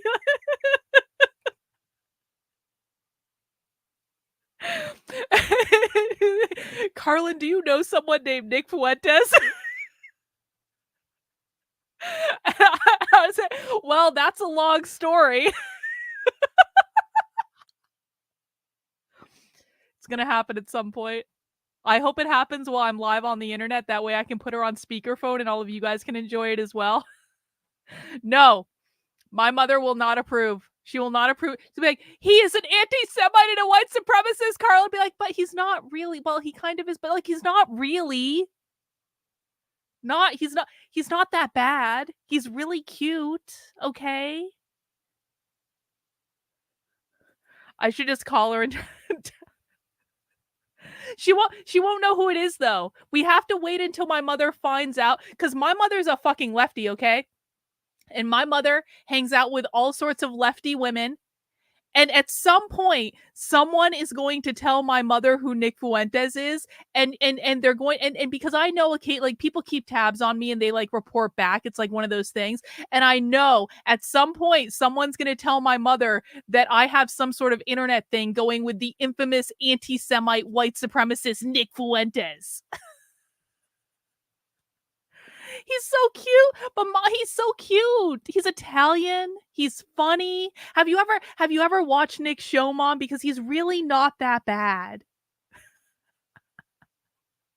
And he has a mustache. He's just like you can't like he's got a porn star mustache. Looks good. And I know I'm married and I know I'm way older than him, but we just started bantering on the internet. It just like you sometimes can't predict these things. I don't agree with him on everything, okay? But he's so cute. Also point out that anti-Semitism isn't the only form of hatred rising in our schools. It's not the only form of hatred that is impacting our children's or students' ability to learn. Islamophobia and hate crimes against LGBTQ students have also recently spiked. They've led to deaths by suicide. It's just bigger than both of us. We couldn't help it. But this committee has not held a single hearing on these issues. The rise in hatred across the United States. I like Nick's mustache. I think he looks good with it, okay? It's bad for democracy. Unironically, I think he looks good with it. We need to find a way to heal and have our students and have our entire nation understand that we are indeed one nation under God, different forms of gods that we worship. But that when we can come to understand each other as related and as connected and respect each other and not tear each other down, that is when we truly start learning to prosper and thrive. And I look forward to working on the kinds of solutions that get us to this point. I hope this committee can be part of the solutions. And with that, Madam Chair, I yield back. Thank you. Mr. Owens, you're recognized for 5 minutes. Thank you. Thank you very much. Back in December, I made a statement that I've seen this movie before, and that seems like it's not changed. I grew up in the Deep South, 1960s, days of KKK, Jim Crow, and segregation. My first exposure to white Americans wasn't until I was 16 years old. I was one of 4 black athletes, integrated formerly all-white high school, and remember vividly the morning after Martin Luther King's assassination, walking to our high school courtyard and seeing spray painted on the wall in red, "Ding dong, the king is dead." Let's fast forward to the experience of 2024. If I came to Columbia campus, what would be the response if members of my race were harassed by KKK bigots, mocked, called an N-word, spit upon, hit with a stick, ostracized? Would these same bigots and racists be allowed to protest at Columbia's campus spewing anti-Black hate speech? And instead of wearing the white KKK hoods, would these cowards be granted free speech status as they hid their faces behind Black masks and full head scarves? At a total cost of $90,000 per year, would Black students be forced to attend this class of a $90,000? tenured Columbia Jesus Christ. professor while discussing the past events of a massacre of Black men and women and children, Black girls being raped and Black men being lynched, and would speak in glowing terms of this event as stunning, awesome, and astonishing? President, I'd like to ask you, would this treatment of Black Americans be tolerated for 1 second? What you've described, Congressman, is completely unacceptable. I too grew up in the South in the 1960s and share that experience. So yes or no, would this be tolerated for 1 second? I beg your pardon? Would this be tolerated, this treatment of Black Americans for 1 second on Columbia's campus? Absolutely not. And Okay. I I just want to continue this because if this would not be tolerated for Blacks, why has it been for months and years? We talk about a professor who goes back 20 years now. This guy has been around a long time. So why is it that Jewish Americans can then be treated by these bigots and bullies in this manner? It is not tolerated and it is not acceptable. And over the last 6 months, we have done everything we can and have worked tirelessly to improve our policies. Okay, let me just say this real quickly. Let me tell you why I think these two standards are prevalent. At Columbia's the core teaching values are DEI and CRT, which are racist and anti-Semitic teachings of Marxism. True. The racist beliefs are that Blacks are hopeless, weak, and oppressed race that needs protection and pity of the white All right, race. I like where this is going. Anti-Semitic beliefs are that Jewish race are the oppressor race, and that all minorities need to be protection from them, and therefore hated. Yes. If you ever wonder why the heinous crimes of October 7th never moved the needle of empathy at Columbia, this is why. Correct. I personally think that it takes a true lowlife, repugnant human being to make the statement that the massacre of innocent men and women and children, the raping of girls, the beheading of children, Now just say the burning capitalism. alive of human beings was stunning, awesome, and astonishing.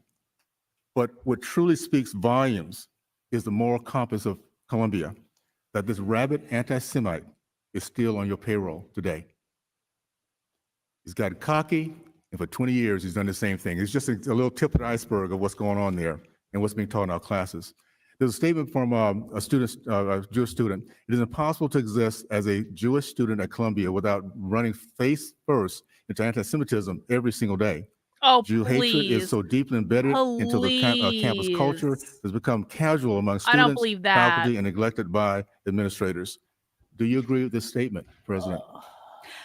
I have met those students and heard those words in the listening sessions that I've been holding. I believe in leadership by presence and walking around, and I have listened to those students, and it has distressed me hugely. Let me just, I'm sorry, I hate to cut you off. I just have a few seconds here. Let me tell you what my major concern is. Thousands of Columbia students coming from countries that hate America and the other democracy in that region, Israel. How does this work? International students paying a total of $90,000 a year upfront, skip classes to demonstrate, bully Americans, burn American flags, stop traffic in our countries as they shout death to America. They're not all international In some kind of students, way, bro. they still get a degree. I think most of us, unless they're genius, most of us spend 100% of our time trying to pass our courses, particularly $90,000 per year. Are you? Come on.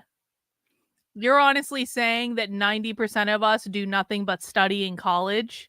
Didn't you play football in college, bro? Isn't that like your thing? I'm running out of time. I'll just say this.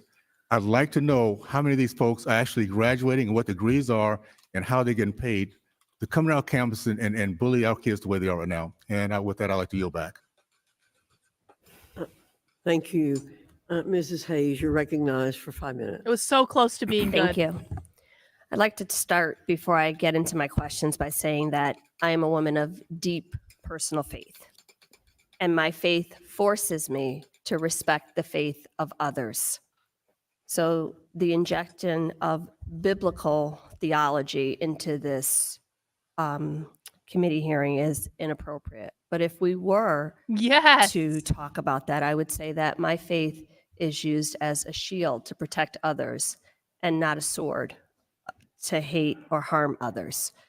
I guess I call myself a Matthew 25 Oh, I didn't Christian. realize that But there's a few Ilhan things Omar that I was would in like this. to Holy shit. clarify or have the witnesses clear up before I get into my I want questions. Ilhan Omar's Professor questions. Shizer, my colleague suggested that students are getting away with hitting Jewish students on campus. Can you clarify that if someone physically attacks another student, that it's not just anti-Semitism, it is also assault?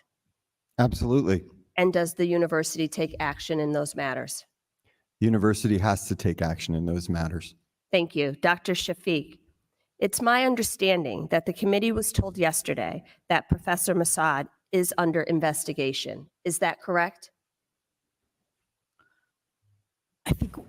I would like to confirm that in writing, if you don't mind. I can't hear your answer. I said I would like to confirm that in writing. And can you also clarify that he no longer holds a leadership position? I would like to confirm that in writing. And I'm happy to follow up with the committee on that matter. Thank you. Can you get those things to the committee as soon as this concludes? Absolutely. I would appreciate that. There's no place for discrimination in education. No place at all. It should be the goal of all institutions at every level to create safe environments for students, free from harassment and violence. The rise in anti-Semitism on college campuses is unacceptable. According to the ADL, who released data yesterday, 2023 was the worst year for anti-Semitic incidents since the ADL began recording more than 4 decades ago. There were 8,873 incidents reported across the United States in 2023, an increase of 140% compared to 2022, which was also a record-setting year. According to that same report, Connecticut saw a 170% increase in anti-Semitic incidents in 2023. Islamophobia and anti-Muslim sentiments have also increased on college campuses. I applaud the Biden administration for releasing the national strategy to counter anti-Semitism and the investigations by the Department of Education, Office of Civil Rights for Anti-Semitism at Higher Education Institutes. This is not a problem that any one person or one group can solve, and we should be working here today on solutions. It is equally as important for school administrators to change the culture on their campuses. President Sharif, in your testimony, you stated that in October 2023, you quickly formed a task force.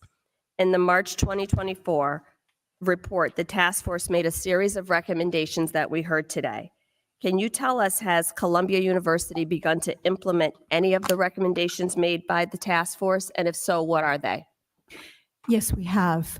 In fact, our new demonstration policy was endorsed by the task force, and they had input into the idea of basically setting aside space where demonstrations can happen so students who don't want to hear certain words don't have to hear them. And that we is must protect already students now from the implemented. words. Words are are there any violent. enforcement mechanisms for those policies? Yes, if students don't adhere to those rules, the demonstration policy outlines a series of disciplinary measures that would result. Thank you. And I know that there's a challenge of creating rules that appropriately distinguish between free speech and hate speech. But can you tell me what impact would an increase in funding have on the department's ability to respond to the rise in anti-Semitism? You heard my colleagues say that funding that does specifically this has been cut. Is that to me? Yes. I'm sorry. Yes, we would we know that there's a number of cases before the Department of Education around these issues. We would welcome guidance. No, from the Terrell, we're going to Department do of that tomorrow. Education Sorry, as this we was try and today, so I define the wanted to do boundaries, something timely. particularly I around apologize. speech. Come So back it would But be tomorrow, guidance please. without money will not help you achieve these goals. Yeah, it would be helpful, I think, from our perspective to get such information. Thank you. I have no further questions. I yield back. Thank you, Mrs. Hayes. Mr. Good, you're recognized for 5 minutes. Thank you, Madam Chairman. I'll direct this first to Dr. Shafiq. What does it say about college campuses like Columbia's today that we're sitting here having a congressional hearing to discuss significant anti-Semitism prevalent to a large degree on campuses like yours, and pro-terrorism sympathies on campuses like yours? How troubling is that to you? What does it say about our college campuses today that we're here doing this? I am very troubled. I would say that we have 37,000 students, and I think the numbers that we are talking about who are crossing these lines are, a very, very small number of Let me our stop total you there. students. Let me stop you there. Have there been any anti-Islamic demonstrations on campus, any anti-Muslim demonstrations on campus, any anti-Arab demonstrations on campus? Anything like that happened? There have been many pro-Israeli demonstrations on our No, campus. that's not what I asked you. But there have, there have been many incidents. The answer would be no, correct? Yes, sorry. Okay, thank you. There would be To the inci- board oh, members, sorry. if I may, what does it say about our college campuses today that we're having a hearing about anti-Semitic sympathies on campus, expressions on campus on a large scale, and pro-terrorist expressions on campus on a significant scale? What does that say about college campuses today like Columbia's? Anyone want to answer that? Congressman, I think it says we have a lot of work to do. It's shocking. What does it say about what's happening on our college campuses that this would even be an issue to such large degree that we're holding yet another congressional hearing on this subject? I think personally, I think it says that we have lost our way in terms of what we expect from each other in a learning community and in our society. I think we have got to learn to listen to all sorts of diversity, and we have to commit to speech that isn't laced with hate and isn't just meant to provoke for Right. Thank you very much. Appreciate your efforts to try to answer that.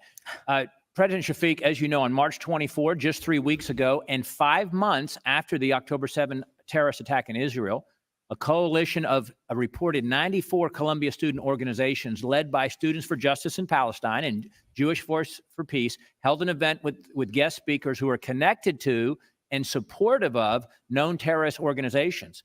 Khalid Barakat spoke at the event. He's been identified as a member of the Popular Front for the Liberation of Palestine, a group that the United States, has designated a foreign terrorist organization. Another speaker was Charlotte Cates, who's affiliated with the Palestinian Prisoner Solidarity Network, which is designated as a terrorist group by Israel. What does it say that we allowed that event to take place on campus, remotely, but hosted on campus, held on campus? What does that say about Columbia today? We did not allow that event to happen. The students applied to host that event at Columbia. We twice said no. They then tried to host it at our neighbor Barnard, who also said no. They then decamped to a dorm room and held it online. We immediately, as soon as we knew, notified the FBI.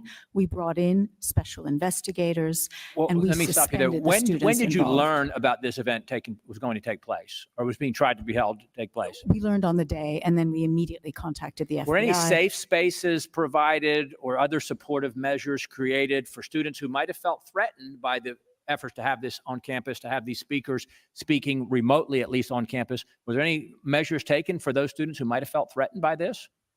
They were in a private space, and as I said, all of the students who were involved in organizing that event have been suspended. All right, one of And the that was primary done within 24 hours. organizer of the event was the Students for Justice in Palestine, which was suspended on November 10, but that was 4 months before the event took place.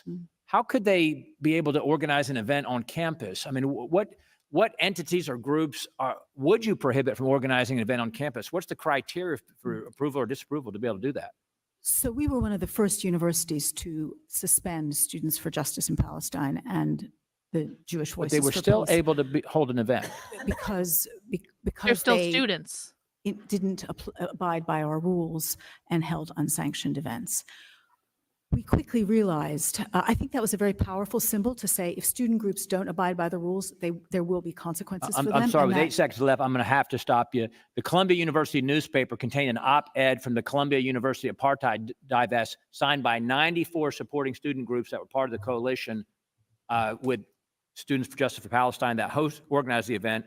I would just like a response afterwards in writing as to whether or not these groups who were also supported, the other 94 groups, whether or not they would have been suspended or have funds They pulled are or any still consequences students of the other engaged in 94 free groups, speech. That's as right. I reported in the mean, Columbia University newspaper. Apologize, Madam Chairman, you for can't going stop over a little students bit. from I yield talking back. to each other, you know? It's just the way it goes. Thank you.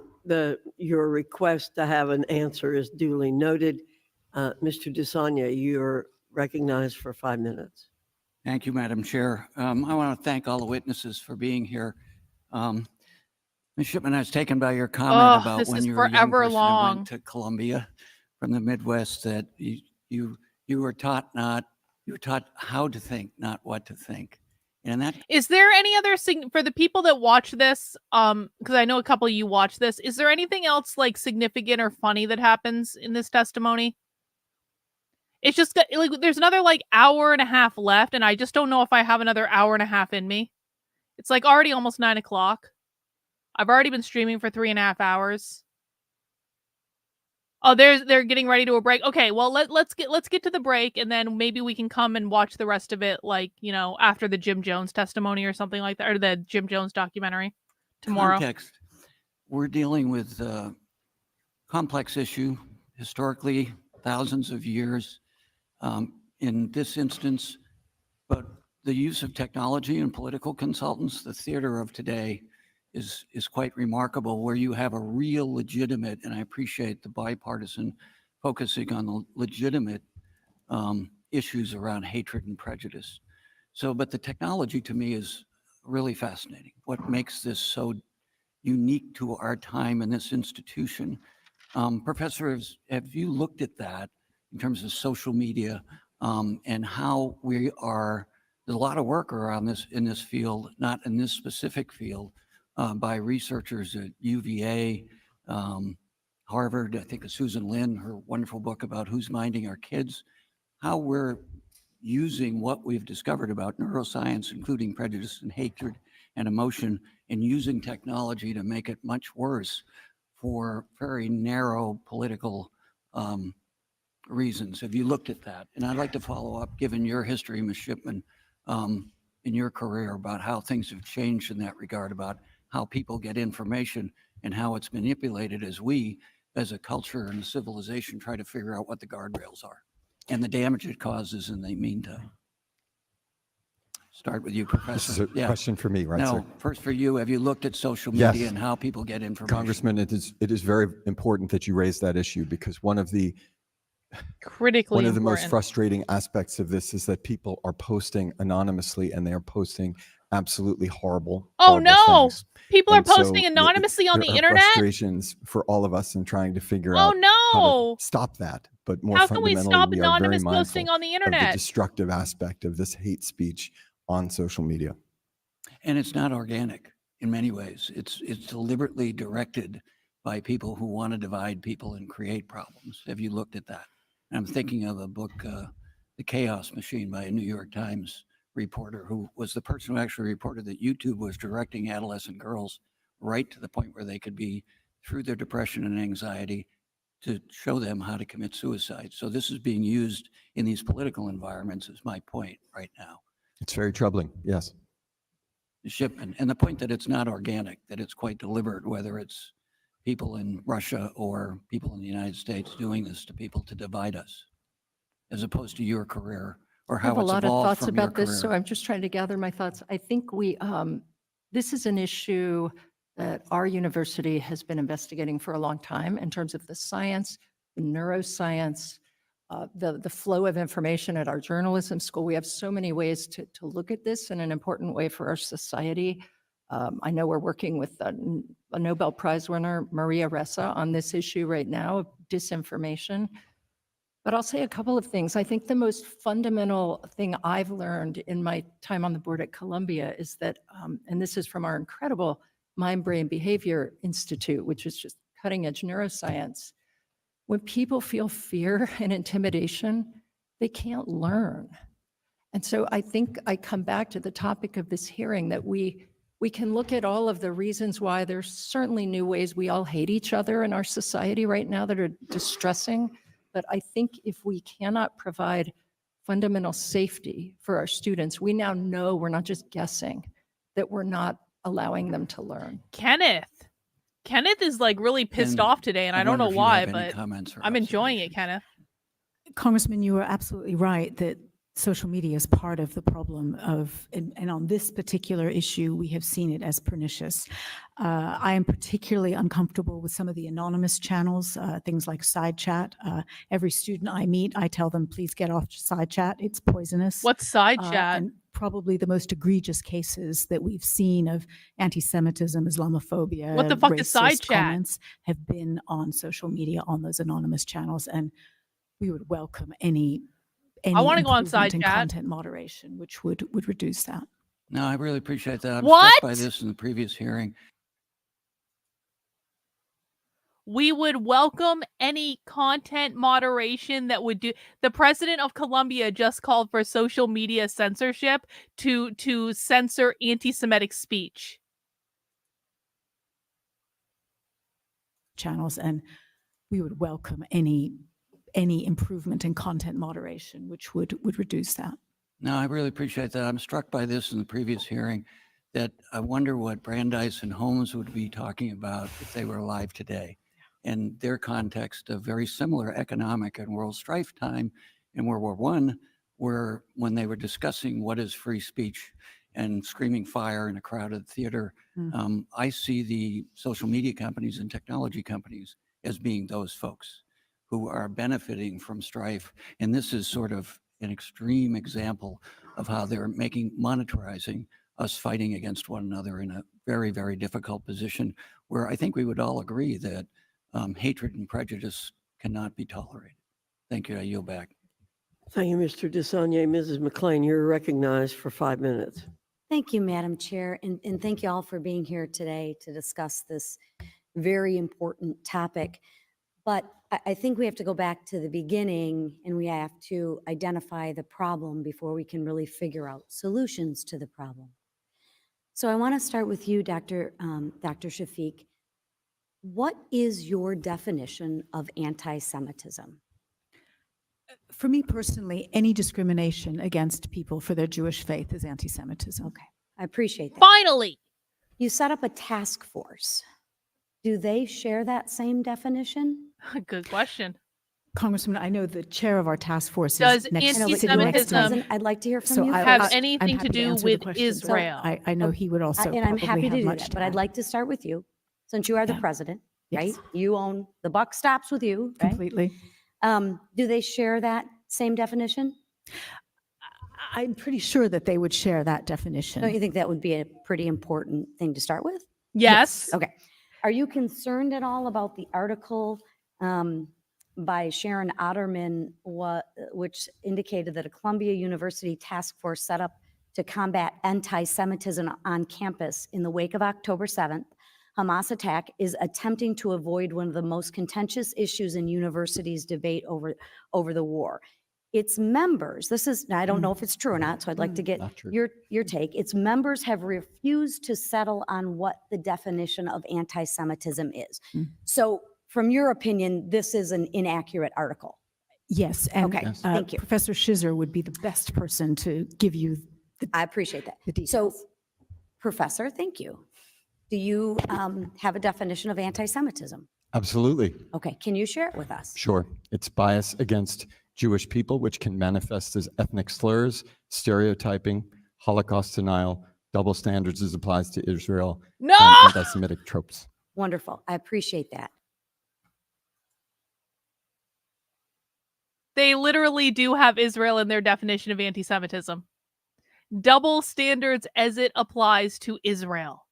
They literally do have being against Israel and being critical of the government. Well, they don't say this specifically, but it's like, you know how this is being applied. There it is. Let's listen again. Absolutely. Okay, can you share it with us? Sure. It's bias against Jewish people, which can manifest as ethnic slurs, stereotyping, Holocaust denial, double standards as applies to Israel, and anti-Semitic tropes. Wonderful. I What does it mean appreciate to have that. double So standards this as applies article to is in fact Israel? false. It is inaccurate, yes. What does that Thank you. mean? I think we need to really take a look at the facts. So now that we have a clear, defined definition of what it is, what I'm curious now These fucking is people. what are the consequences to one's actions? Ms. Shafiq, Dr. Shafiq, can you share with us what the consequences are? The consequences for anti-Semitic behavior. I'm sorry? The consequences for anti-Semitic behavior. Yes, ma'am. Yes.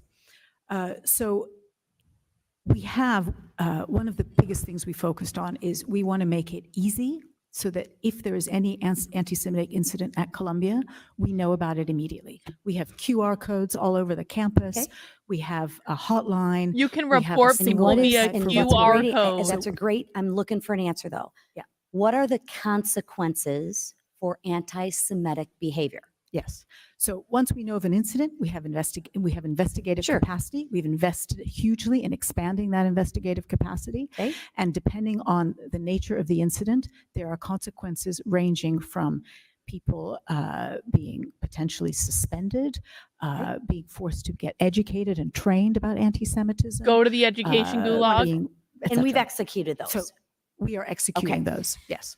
So my question to you, are mobs shouting from the river to the sea, Palestine will be free, or long live the infantata, are those anti-Semitic comments? When I hear those terms, I find them very upsetting. And I have heard... That's a great answer to a question I didn't ask, so let me repeat the question. When mobs or people are shouting from the river to the sea, Palestine must be free, or long live the infantata, are those anti-Semitic statements? Yes or no? It's not how you feel, it's... I hear them as such. Some people don't. We have sent So a is that clear yes? message. So is that yes? We have sent a clear message to our I'm community. not asking about the message. Is that fall under definition of anti-Semitic behavior? Yes or no? Why is it so tough? Because it's not anti-Semitic. It's a difficult issue because I some realize it's a people hear difficult it as issue, anti-Semitic, but here's other the people do problem, not. is And- when people can't answer a simple question and they have a definition, but then they can't, well, I'm not really sure if that qualifies. So I'm we've asking done- a simple question. Maybe I should ask your task force. Does that qualify as anti-Semitic behavior, those statements? Yes or no? Yes. Okay. Do you agree with your task force? Yeah, we agree. The question is yes, what... so the question, what so to do yes, about you it. do agree that that is anti-Semitic behavior, and there should be some consequences to that anti-Semitic behavior. We're in agreement, yes? Yes. Thank you. I yield my time. Yes. The gentlewoman yields. Pursuant to the previous order, the chair declares the committee in thank God. recess, Break. subject to the call of the chair, but we do plan to reconvene in 5 minutes. I ask all the guests. Okay. There's an hour and 20 minutes of this testimony left, but I can't do anymore. I can't do anymore. I feel like we got some good material today. I hate everyone. I hate everyone and everything. That's kind of how I feel about it. I hate everyone and everything, and I don't see anything wrong with that. Whatever. All right, guys, just so you know, I am making a decision, and some people might not like this decision, but it's going to be the decision it is. And I'm going to be sending out an email to this effect. I am going to be postponing this How to Speak Socialist thing, mostly because this is my fault. I haven't marketed it as well as I wanted to, And so there aren't as many people signed up as I want to have signed up for it. And so we're going to be postponing this a couple weeks just to let everyone know it was supposed to take place tomorrow. I lost track of what day it was. I'm sorry. There was a lot of stuff going on and I just lost track of it. All right. But this is going to be happening. I just want to let people know. Yeah, exactly. See, Reagan, this is the problem. I forgot it was going to be tomorrow too. All right. I didn't forget it was going to be tomorrow. I just forgot that tomorrow was going to be the 18th. So we are going to be postponing this. I just want everyone to know that. So we can get a nice big audience for it. And I appreciate everyone's patience with that. I'm going to be sending out an email tonight with that effect. And we are going to reconvene tomorrow where we're going to watch the second part of that Jim Jones documentary. Because I haven't forgotten about that. And we're going to do that. All right. Everyone cool? Everyone ready to go? Everyone ready to go get some dinner? It's like 9:00 at night, at least for me. Yeah. Tomorrow doesn't exist and it can't hurt you. Yep. Okay. All right. Thank you guys for hanging out and watching Congressional Testimony with me. I do appreciate you. Please mount the like button on the way out the door. Please subscribe to the channel if you have not already. We'll be back tomorrow. Bye.